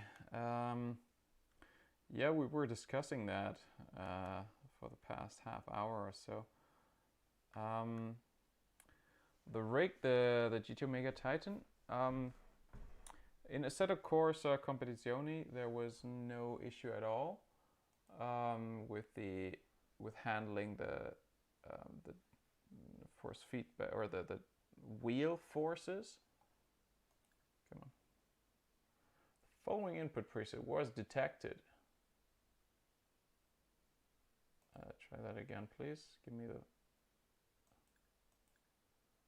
What's this? Why?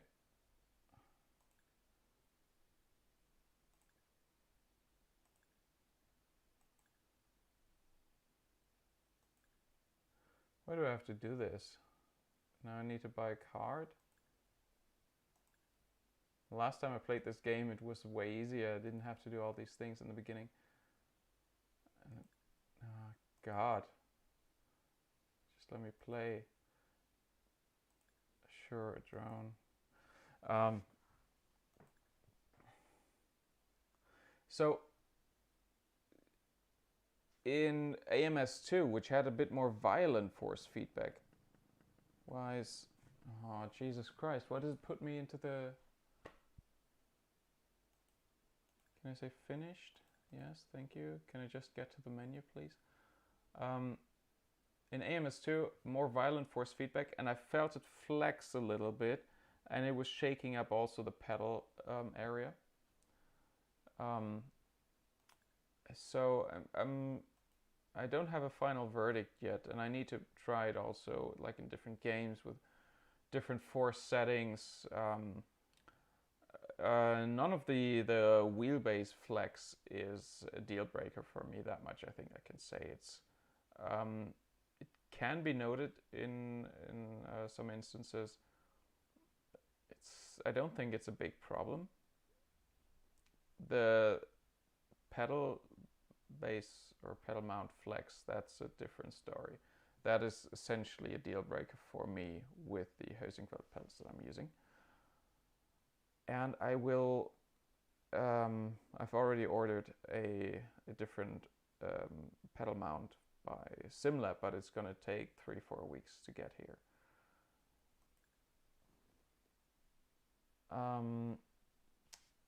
Jacob, yeah, I only play PC. I only have a PC. I have a PS2.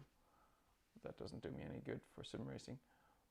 I might buy a PS5, as I said, but yeah.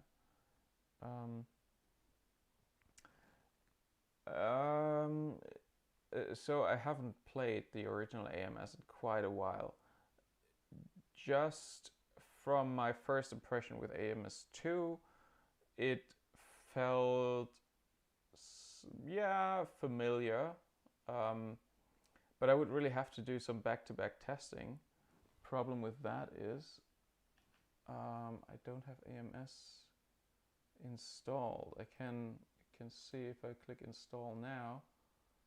Oh, it's almost going to fill up my hard drive, but let's go for it. Maybe it can do some installing in the background while I play some KartKraft. So maybe I can do some back-to-back testing later, depending on how quick my internet connection is. Input. Are you seeing KartKraft, by the way, or just looking at a black screen? What are you seeing?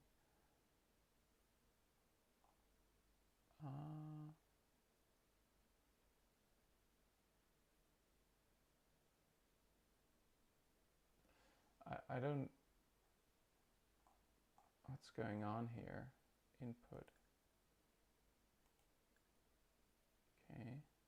Why doesn't it have like Fanatic? Why does it only have like the CSL Elite here? It's weird. Bindings. Okay.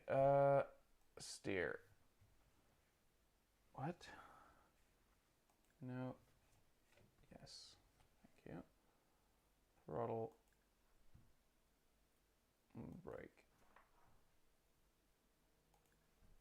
Clutch. Carts don't have a clutch on the. Anyway. Gear up. Gear down. Up, down. Cycle next. Camera. Yes.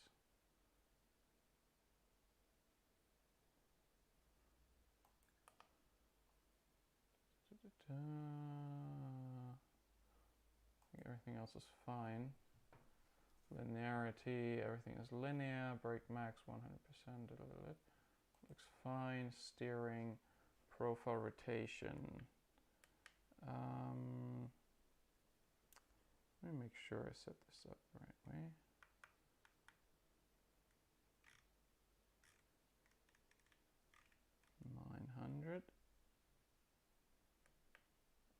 Setting 4, correct. No dead zone. Force feedback. Filtering 30%. Yeah, I don't recall what I liked here. It's been so long. Okay. I hope I can adjust the camera when I'm in the card.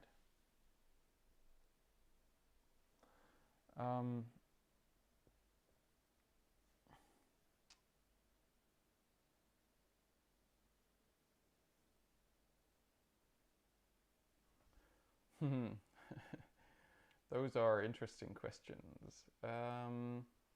First of all, how come there are so many quality issues with Fanatic Podium?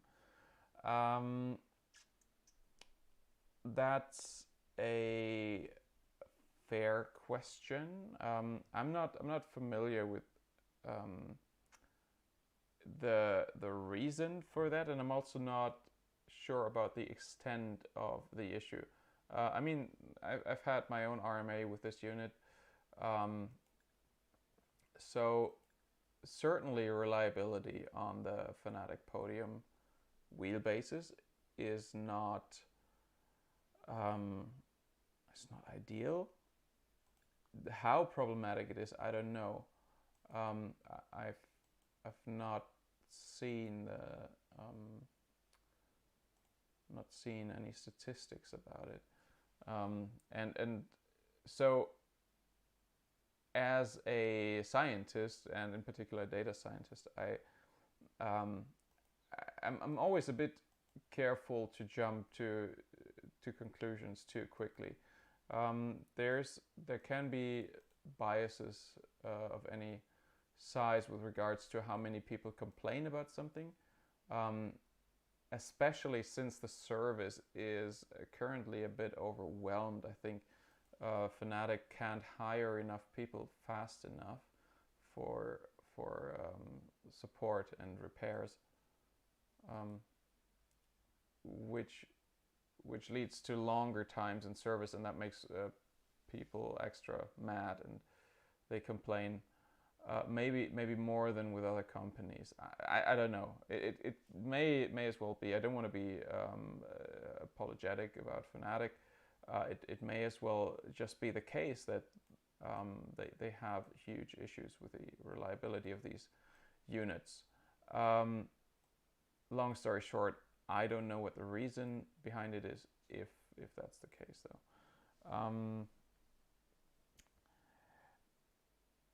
No, I'm not done with my PhD thesis. Don't remind me. Not while I'm having fun in my free time.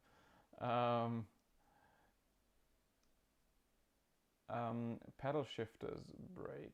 I think the issue with the braking pedal shifters, I feel like the newer revisions of the Podium pedal shifters have been reinforced,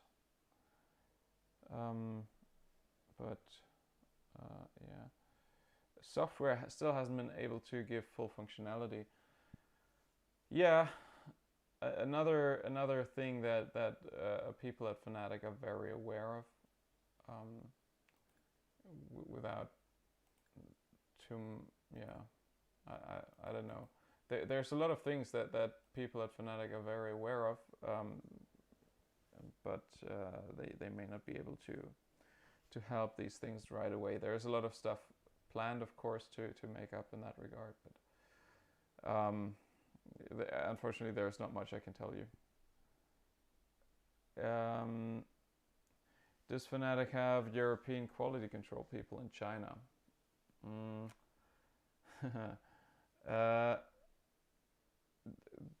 There,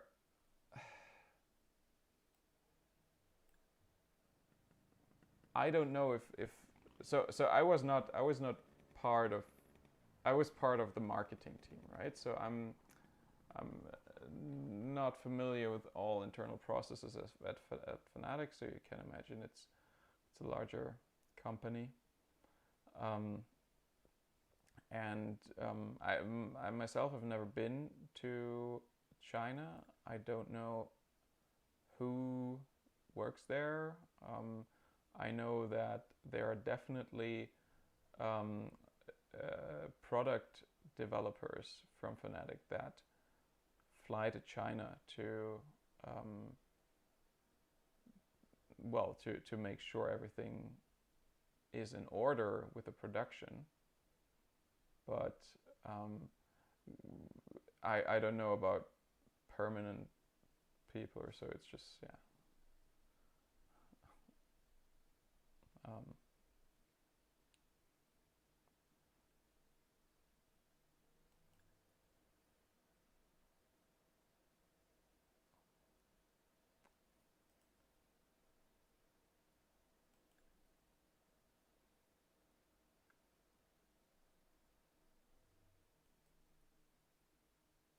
Is this a Where's the FOV? Here. Okay. FOV 75 seems sort of fine, but the pitch angle isn't.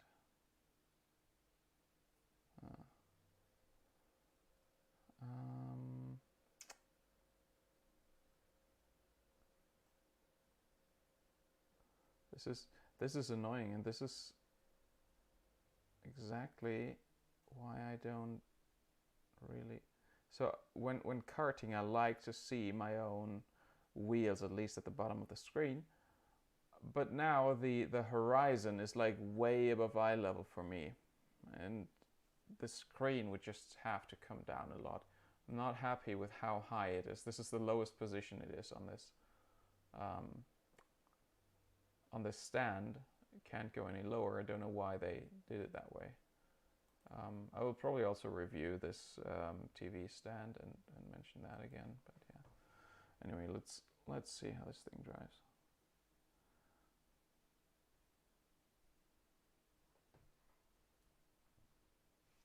Didn't I say resume? Okay.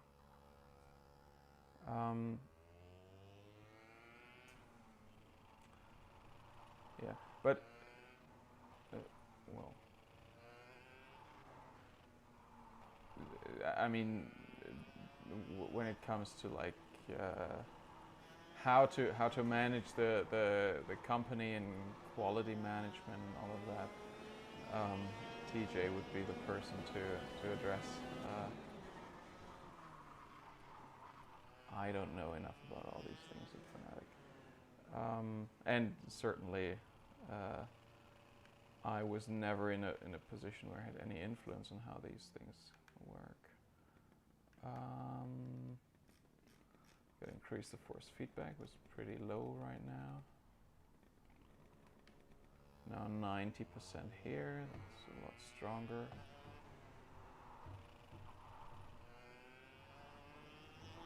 And pretty...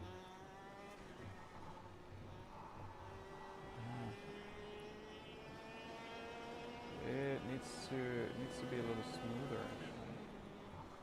Now I could try the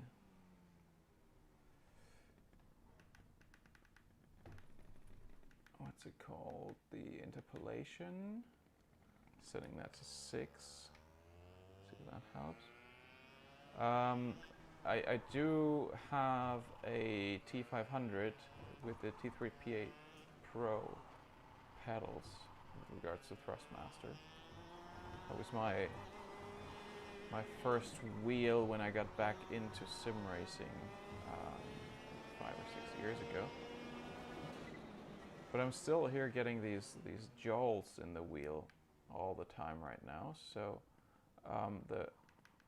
that's not really helped by the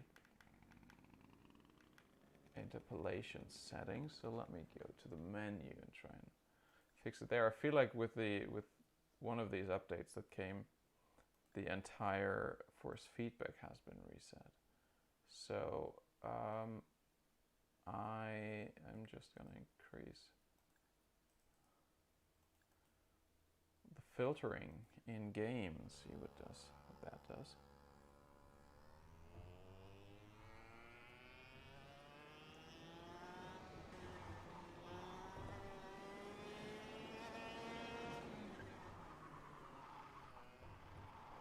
Okay, so force feedback feels a bit changed.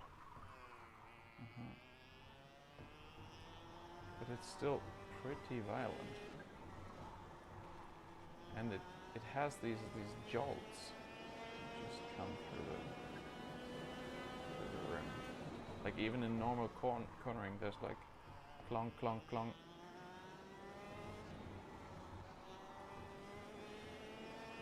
I don't know why that is. It doesn't feel like it should be like that.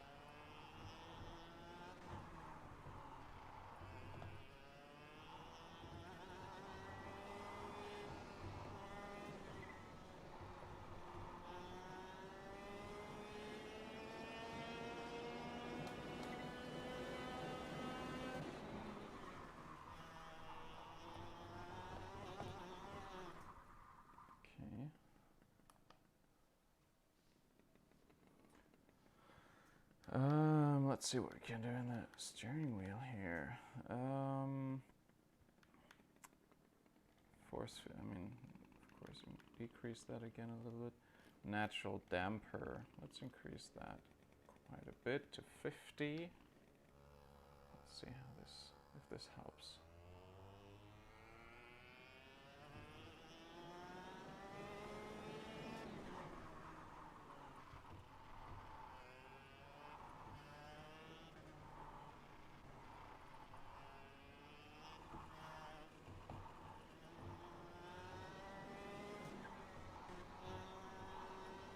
I'm still getting these jolts.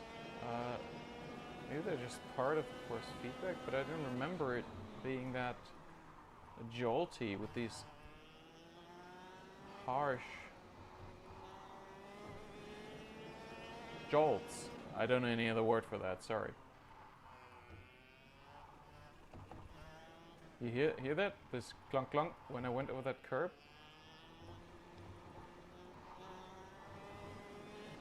Feels a bit like there's very little force first, and then it just hits you, bam. Not sure if that's how it's supposed to be.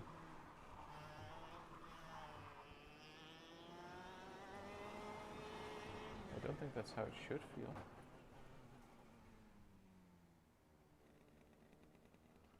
My SimLab cockpit. I'm getting a SimLab mounting solution for my pedals for the GT Omega cockpit. I'm not getting a SimLab cockpit. That's not something that is planned right now. I'm just saying maybe at some point, if I were to pay for another cockpit, I might go all in and go with a P1X. But I don't know that yet. And maybe there are other solutions available by then. I don't know.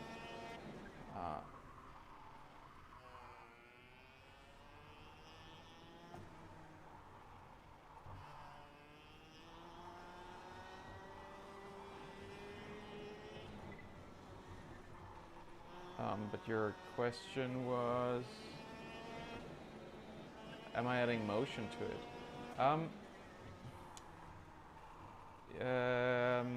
Motion is a very expensive hobby to have, and the cheapest solution I'm aware of that is more than a seat mover is actually here from in town. This guy that I met last year at the Sim Racing Expo, who actually got me my job here, and my car mechanic, turns out. He's working for, or he's one of the founders of simrig.se. And their solution is the cheapest motion solution I know. So it's similar to the D-Box system, but it's the cheapest, and it's still $3 grand, so 3,000 euros, which is a lot of money. I'm not sure I would be willing to spend that, but since they're in town, I'm definitely gonna check out their rigs, and it's planned that I'm gonna have like an extensive test drive where I can set it all up for myself, and that's really something that I need to even assess how valuable motion is to me. From my experience at the Sim Racing Expo, I would have to say motion is not something extremely important to me. I wasn't that convinced with like, yeah, it's a really nice thing if it's set up well, which it was at. There are two cockpits that I thought were particularly great. One was the Actor Racer, it was called, a German company with like a 7 actuator, I think, cockpit, which was really nice.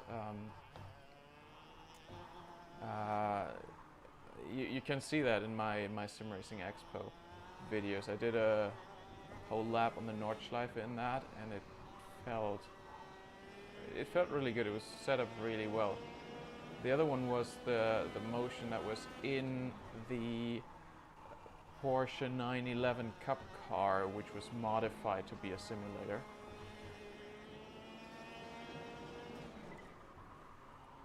And that one was probably the best experience of them all. And it was very little motion. I think it was just a seat mover with very minimal motion.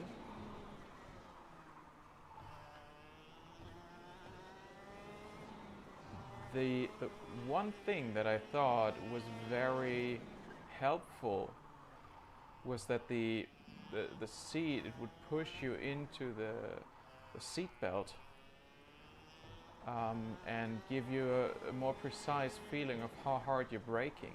So one thing that I might want to look into is a system that puts you on a racing harness and then just pulls on that, just a motor that pulls on that harness to give you the impression that you're being pressed into it from braking. And that might let you judge pretty well how your rate of deceleration. That is something that I might be interested in, and also butt kickers or other transducers, just for the immersion, I guess. That's something that is also not like too expensive. Then many motion systems they would not be fast enough to replace butt kickers, so you would often have a motion rig and then butt kickers in parallel, both acting at the same time in your rig. And I think butt kickers for, I don't know what you would pay, 500-600 for like, or like any transducer, 500-600 with amps and a sound card and whatnot. That seems like maybe reasonable for what you're getting.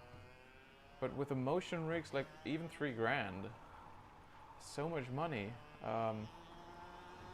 Like unless you really have a lot of it, which I don't, and I'm probably not gonna have just to throw around anytime soon. I don't think I'm gonna have a motion rig in the next few years for myself. I may have a lot of access to motion rigs though, so, and there's certainly gonna be a video about whatever I find out at SimRig SE. Definitely gonna make a video about them. But right now we already had like an appointment for me checking out their stuff, but because of the corona numbers spiking in my area here,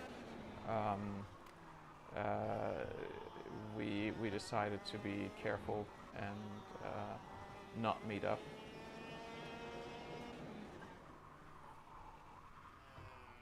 Right, now let me quickly stop the card and see, there's a few more questions, I guess.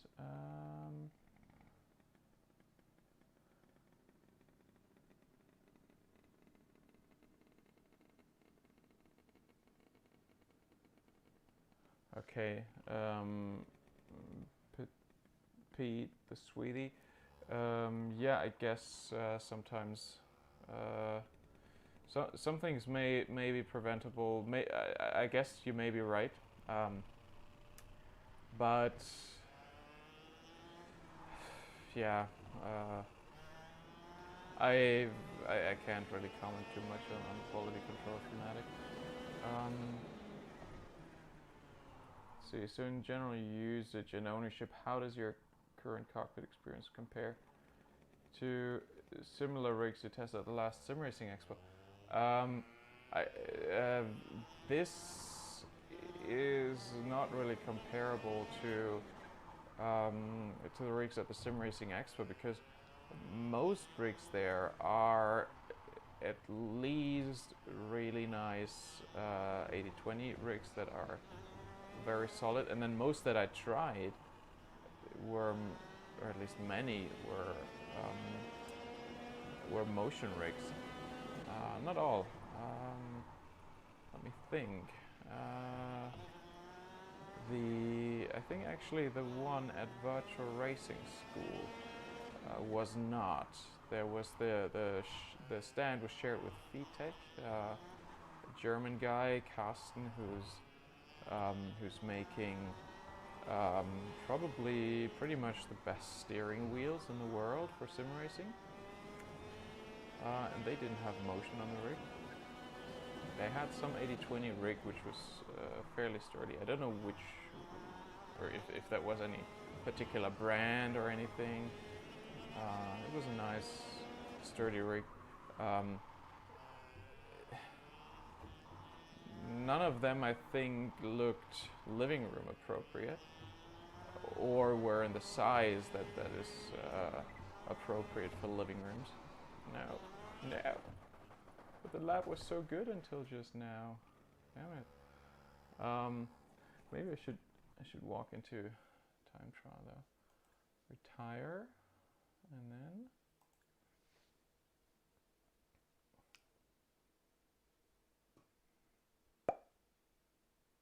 because I think I was in practice mode just now. I want to go to time trial.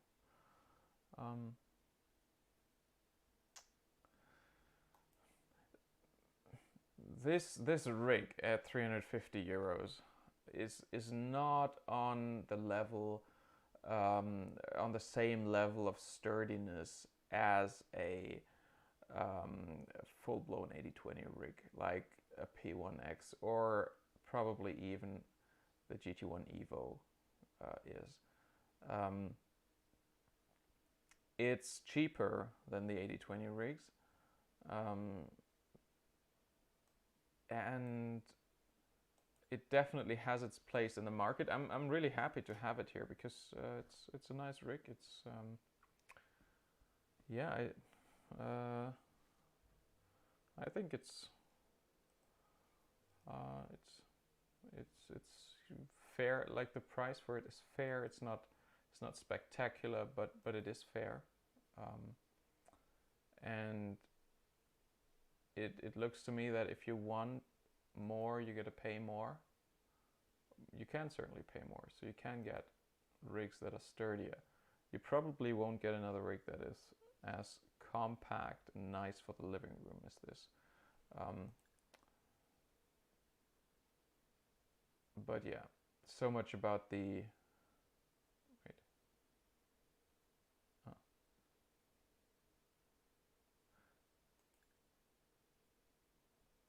so much about the comparison with between my rig and the rigs at the Sim Racing Expo. I mean, there was one rig that I remember by KartKraft maybe, that was almost as big as my entire living room, and I didn't like how it was set up. It may have been a good rig, but I didn't get along with it. So yeah. Are butt kickers a better immersion? Yeah. Do they give you better immersion than motion systems?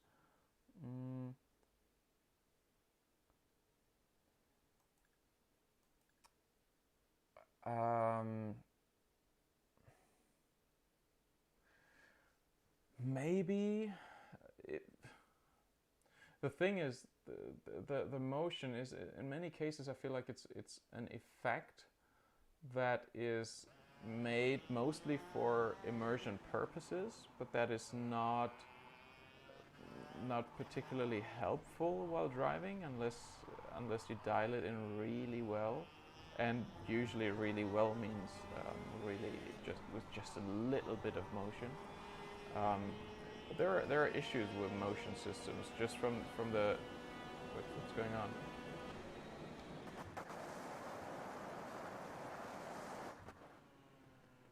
Huh. So the game didn't like the ghost, I guess, that appeared when I crossed the start-finish line.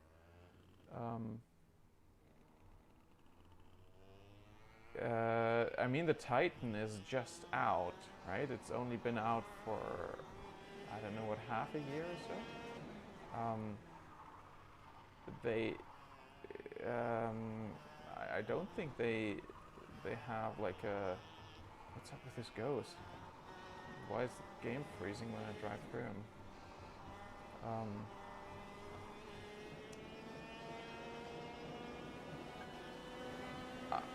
I don't think that an updated version of the Titan is anywhere near imminent.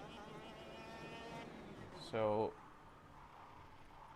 I mean, I don't know, but if you're interested in the Titan, I wouldn't wait for something better to come along.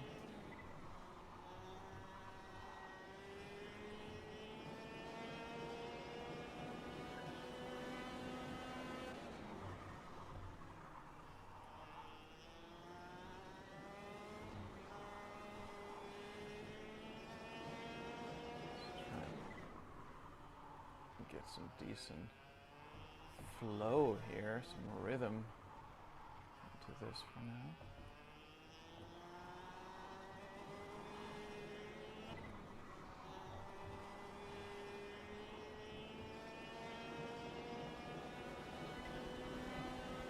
Wait, yeah, all the settings are reset. I don't want this stupid animation. And was the Titan sold out in Europe, or is it maybe just in the US, something like that? GT Omega. Titan. No, you're right. It's currently sold out. Yeah, I don't know.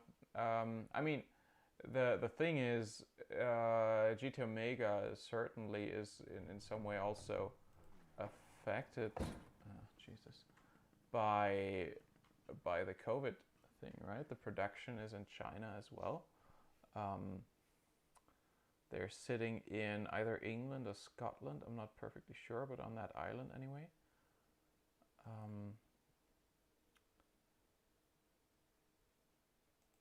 So I don't know. It might have to do with that. I don't know what the reasons are. Maybe it's just really popular as well.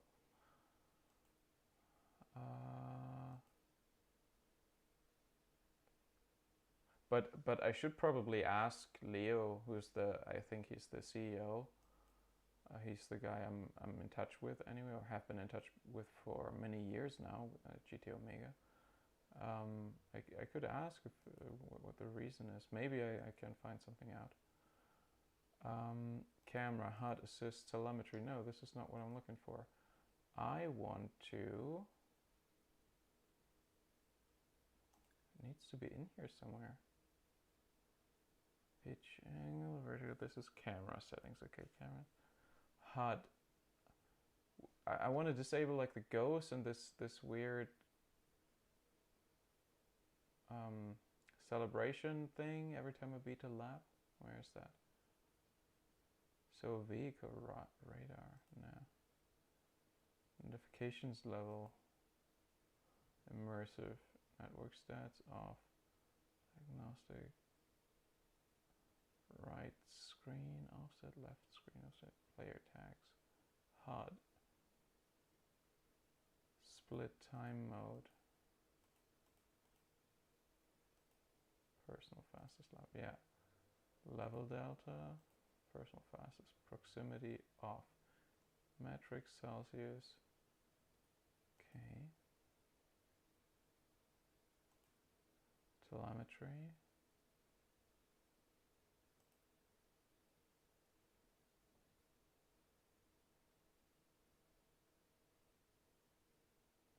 Jacob, that's pretty simple actually. The variety of sims on the PC is much greater, and most of them, or many, can be modded pretty heavily on the PC, and that's just something that you don't get on the consoles. And then I mean, the only two of the hardcore sims that are available on consoles are Assetto Corsa and Assetto Corsa Competizione. None of the others, like R Factor, Automobilista, iRacing, R Factor 2, maybe there's Dirt Rally that may be available on console. I don't know about that actually. But like the availability of hardcore sims on console is really limited. And then in the case of Assetto Corsa, there's no modding support. In case of ACC, it only runs at 30 frames. Like many hardcore sim racers, they just want their hardcore sims and they want them at more than 30 FPS. And they're just gonna go for a PC. They pay more, they get more.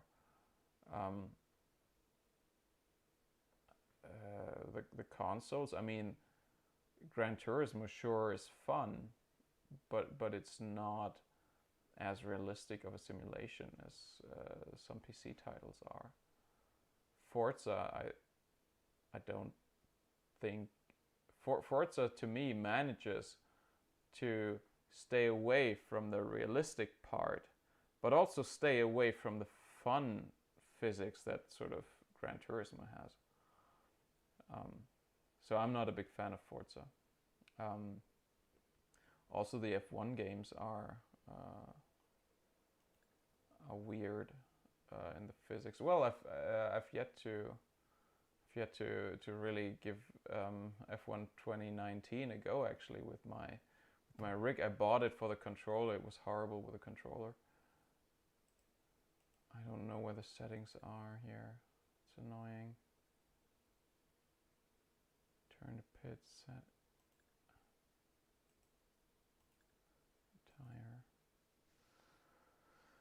tire. I should still try F1 2019 with the. Oh, this is. I need to select minimum mode here. Okay, that's it. Okay, great. Now let's get back on. Still need to try F1 2019 with a steering wheel. See how it is, but the last F1 game I tried before, that was F1 2016. That was just miles off of what Assetto Corsa had to offer in terms of driving feel for Formula One cars. So, it's really, yeah, many of these console games, they just aren't as precise or as modeled with as much attention to detail as many of the PC sims are. Now, of course, the Assetto Corsas are on console, but as I said, 30 frames it's not enough for many, and I get that. I also wouldn't want to go away from 60 FPS. So yeah, Jesus, reset.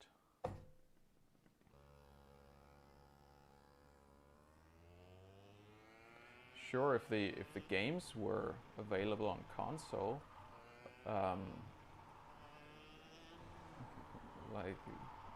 like maybe in the next, I don't know if we're gonna see a PS5/Xbox Series X version of ACC, for example.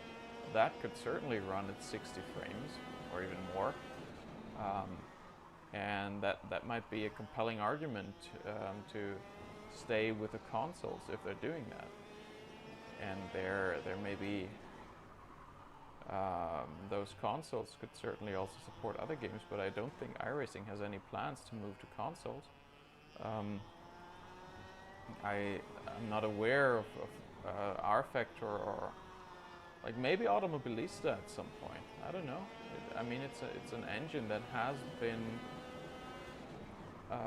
ported to consoles before. Like P-Cars is available on consoles, so maybe there's a chance for AMS to go there. But there's also no KartKraft on consoles, and since the team is like super small, KartKraft. I don't think it's happening. Such a nice game.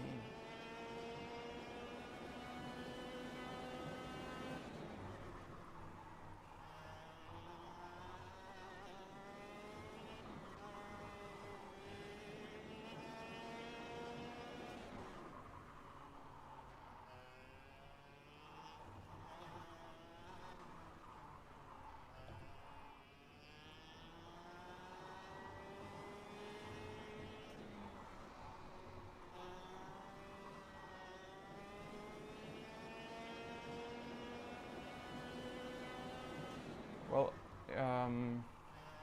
if you're...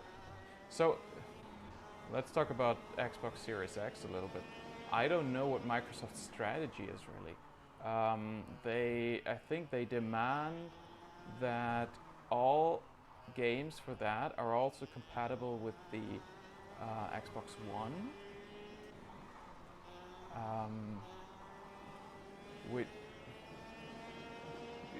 Which seems to me like they would have to invest, they have to take care of the compatibility so much that they can put all of the focus on optimizing it for one system. And so I'm not sure if the more capable hardware of the Xbox Series X is actually gonna throw out games that are also better looking or better in other ways than PS5 games. So I don't know what their plan is with all that compatibility, but specifically the option to optimize a game or an engine for just exactly one hardware configuration is what allows consoles usually to give you way better graphics than you would ever expect to see on a similar spec PC. And I'm not sure that's gonna be the case in the same way for the next Xbox because of Microsoft's strategy. So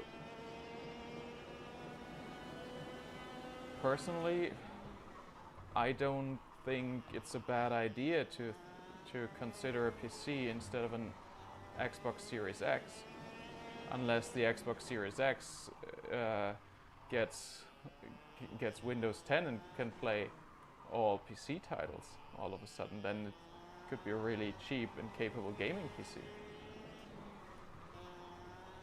Right? But if it doesn't have PC compatibility, which I don't think it will have, because that would be like a huge thing, and they probably would have started marketing for that. Yeah, I think it's worth skipping it. And didn't they also make sure that like all future Xbox games should be PC compatible or something like that, so that you don't miss out on much if you don't buy the actual console? I don't know.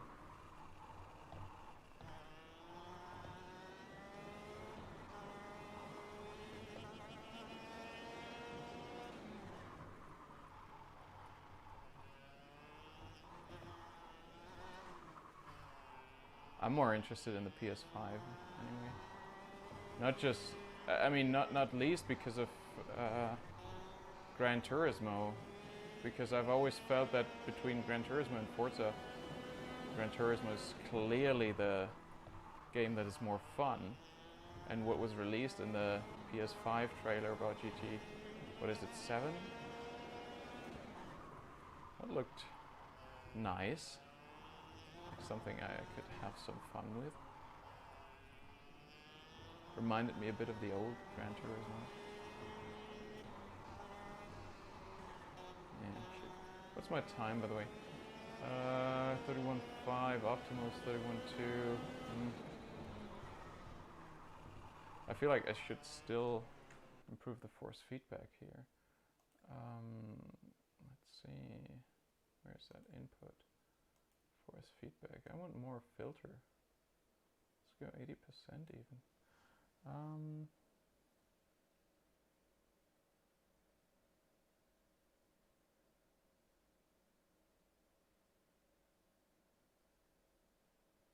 Oh yeah, Young Daddy, of course, all of those things that you mentioned. I mentioned more the game side, but yeah, triple screens, high refresh rates, mods. I did mention mods. VR, yes, all of those are reasons to go to the PC for sim racing.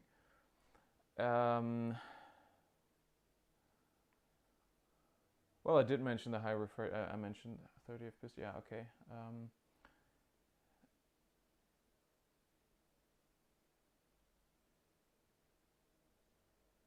Yeah.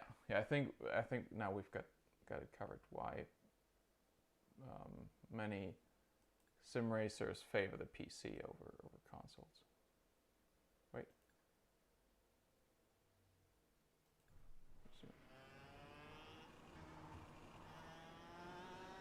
By the way, I just realized that the game sound is also coming from the TV, not from my headphones. Why the hell is that?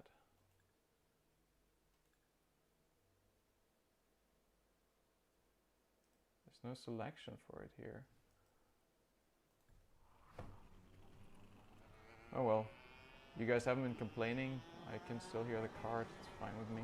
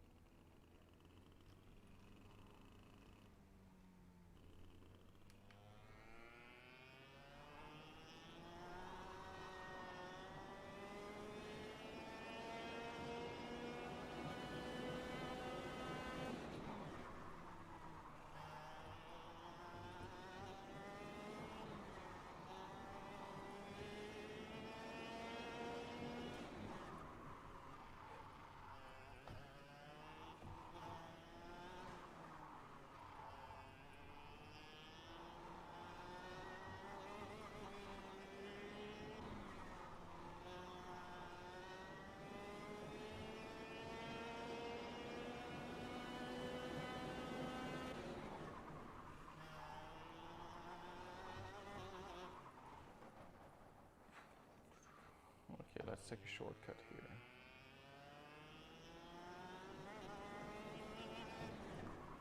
I feel like the jolts are still there. I reduced the force feedback to 70 on the wheel. But I mean, the jolts are going to be there because they're coming from the game. I suppose they don't have anything to do with the wheel. Just giving me what the game tells it to give me, but it's a bit weird, and I already have the filter up at 80%.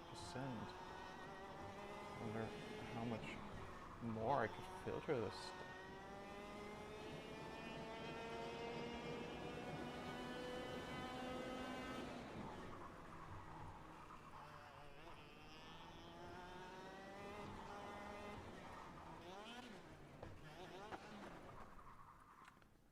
But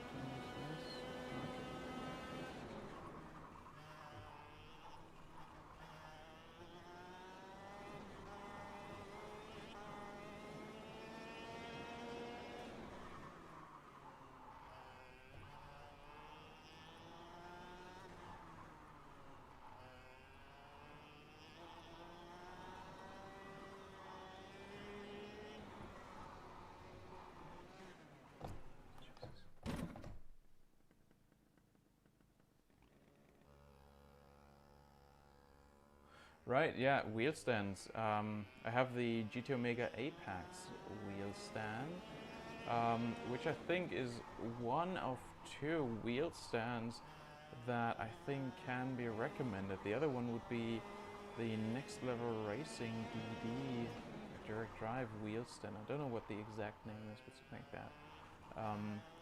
Barry had a review on the Sim Racing Garage of that. I haven't actually watched that yet, but I've seen another review a few years ago of the Next Level Racing DD wheel stand, and it seemed to be really sturdy, like even sturdier than the GT Omega Apex, at a higher price as well.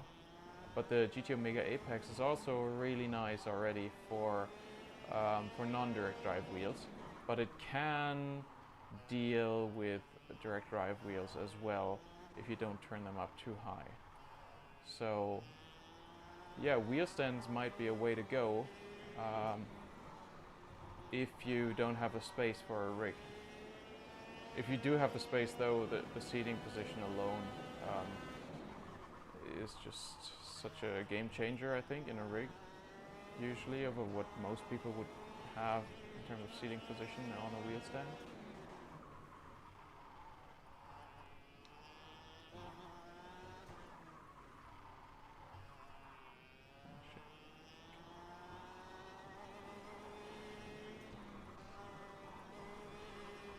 No, too much slidey.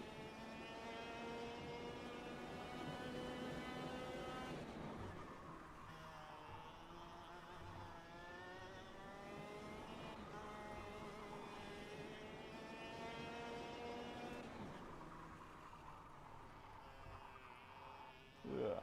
Slidey, slidey, slidey.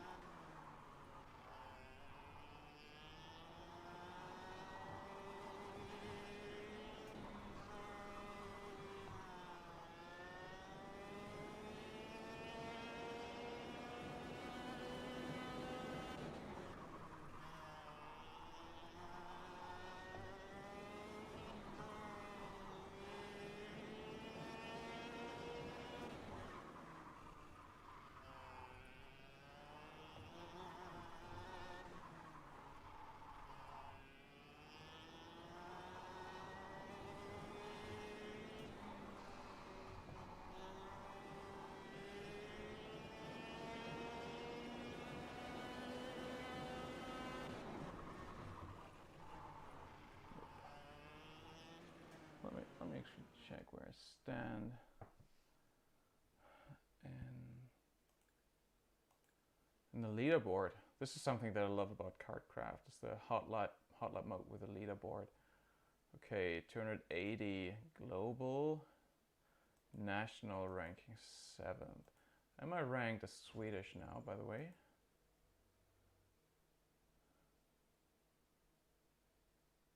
Yes, I am. Okay. So there's 6 people in Sweden that are quicker than me. Unfortunately, the quickest one is 9/10ths quicker than me, but he's 3rd in the world. Filthy Phil. It's a good name. Okay, so there's 1 second left to be gained. I want to get it like at least like the top 100 would be nice, I think. Let's do over.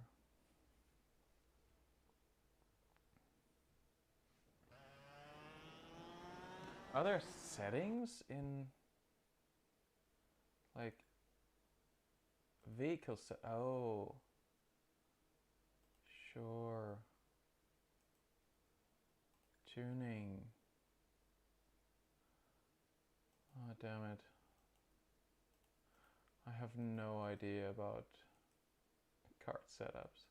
I'm just gonna drive a bit more, but I'm gonna have to look into it again with a setting at some point.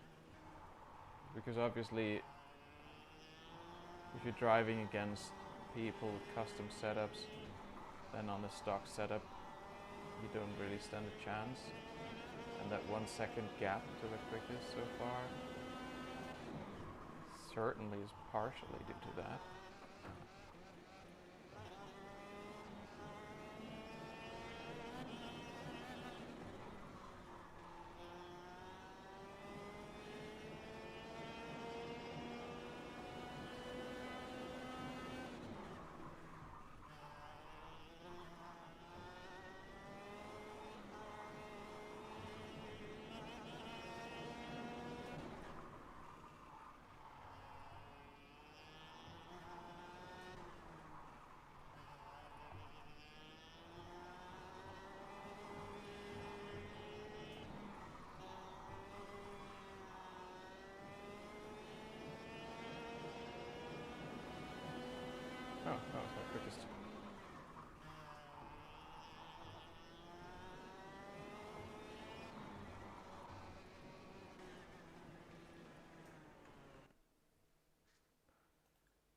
tire.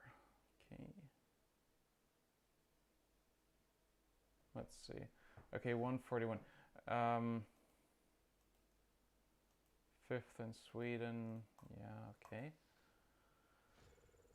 I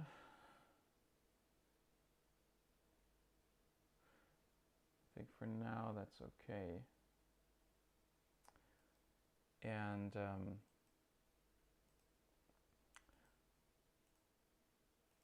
all right. Yeah, to be honest, guys, I think I will end the stream. I'm getting a little tired and a little hungry. Haven't had dinner yet. So thanks for the good talk about sim rigs and all. It certainly helped me a little bit in the mental process of the structuring the next review.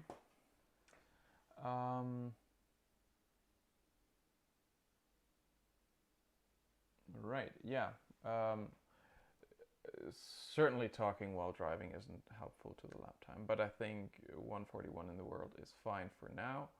So yeah, guys, thank you very much. Have a good night, and see you next time. Bye bye.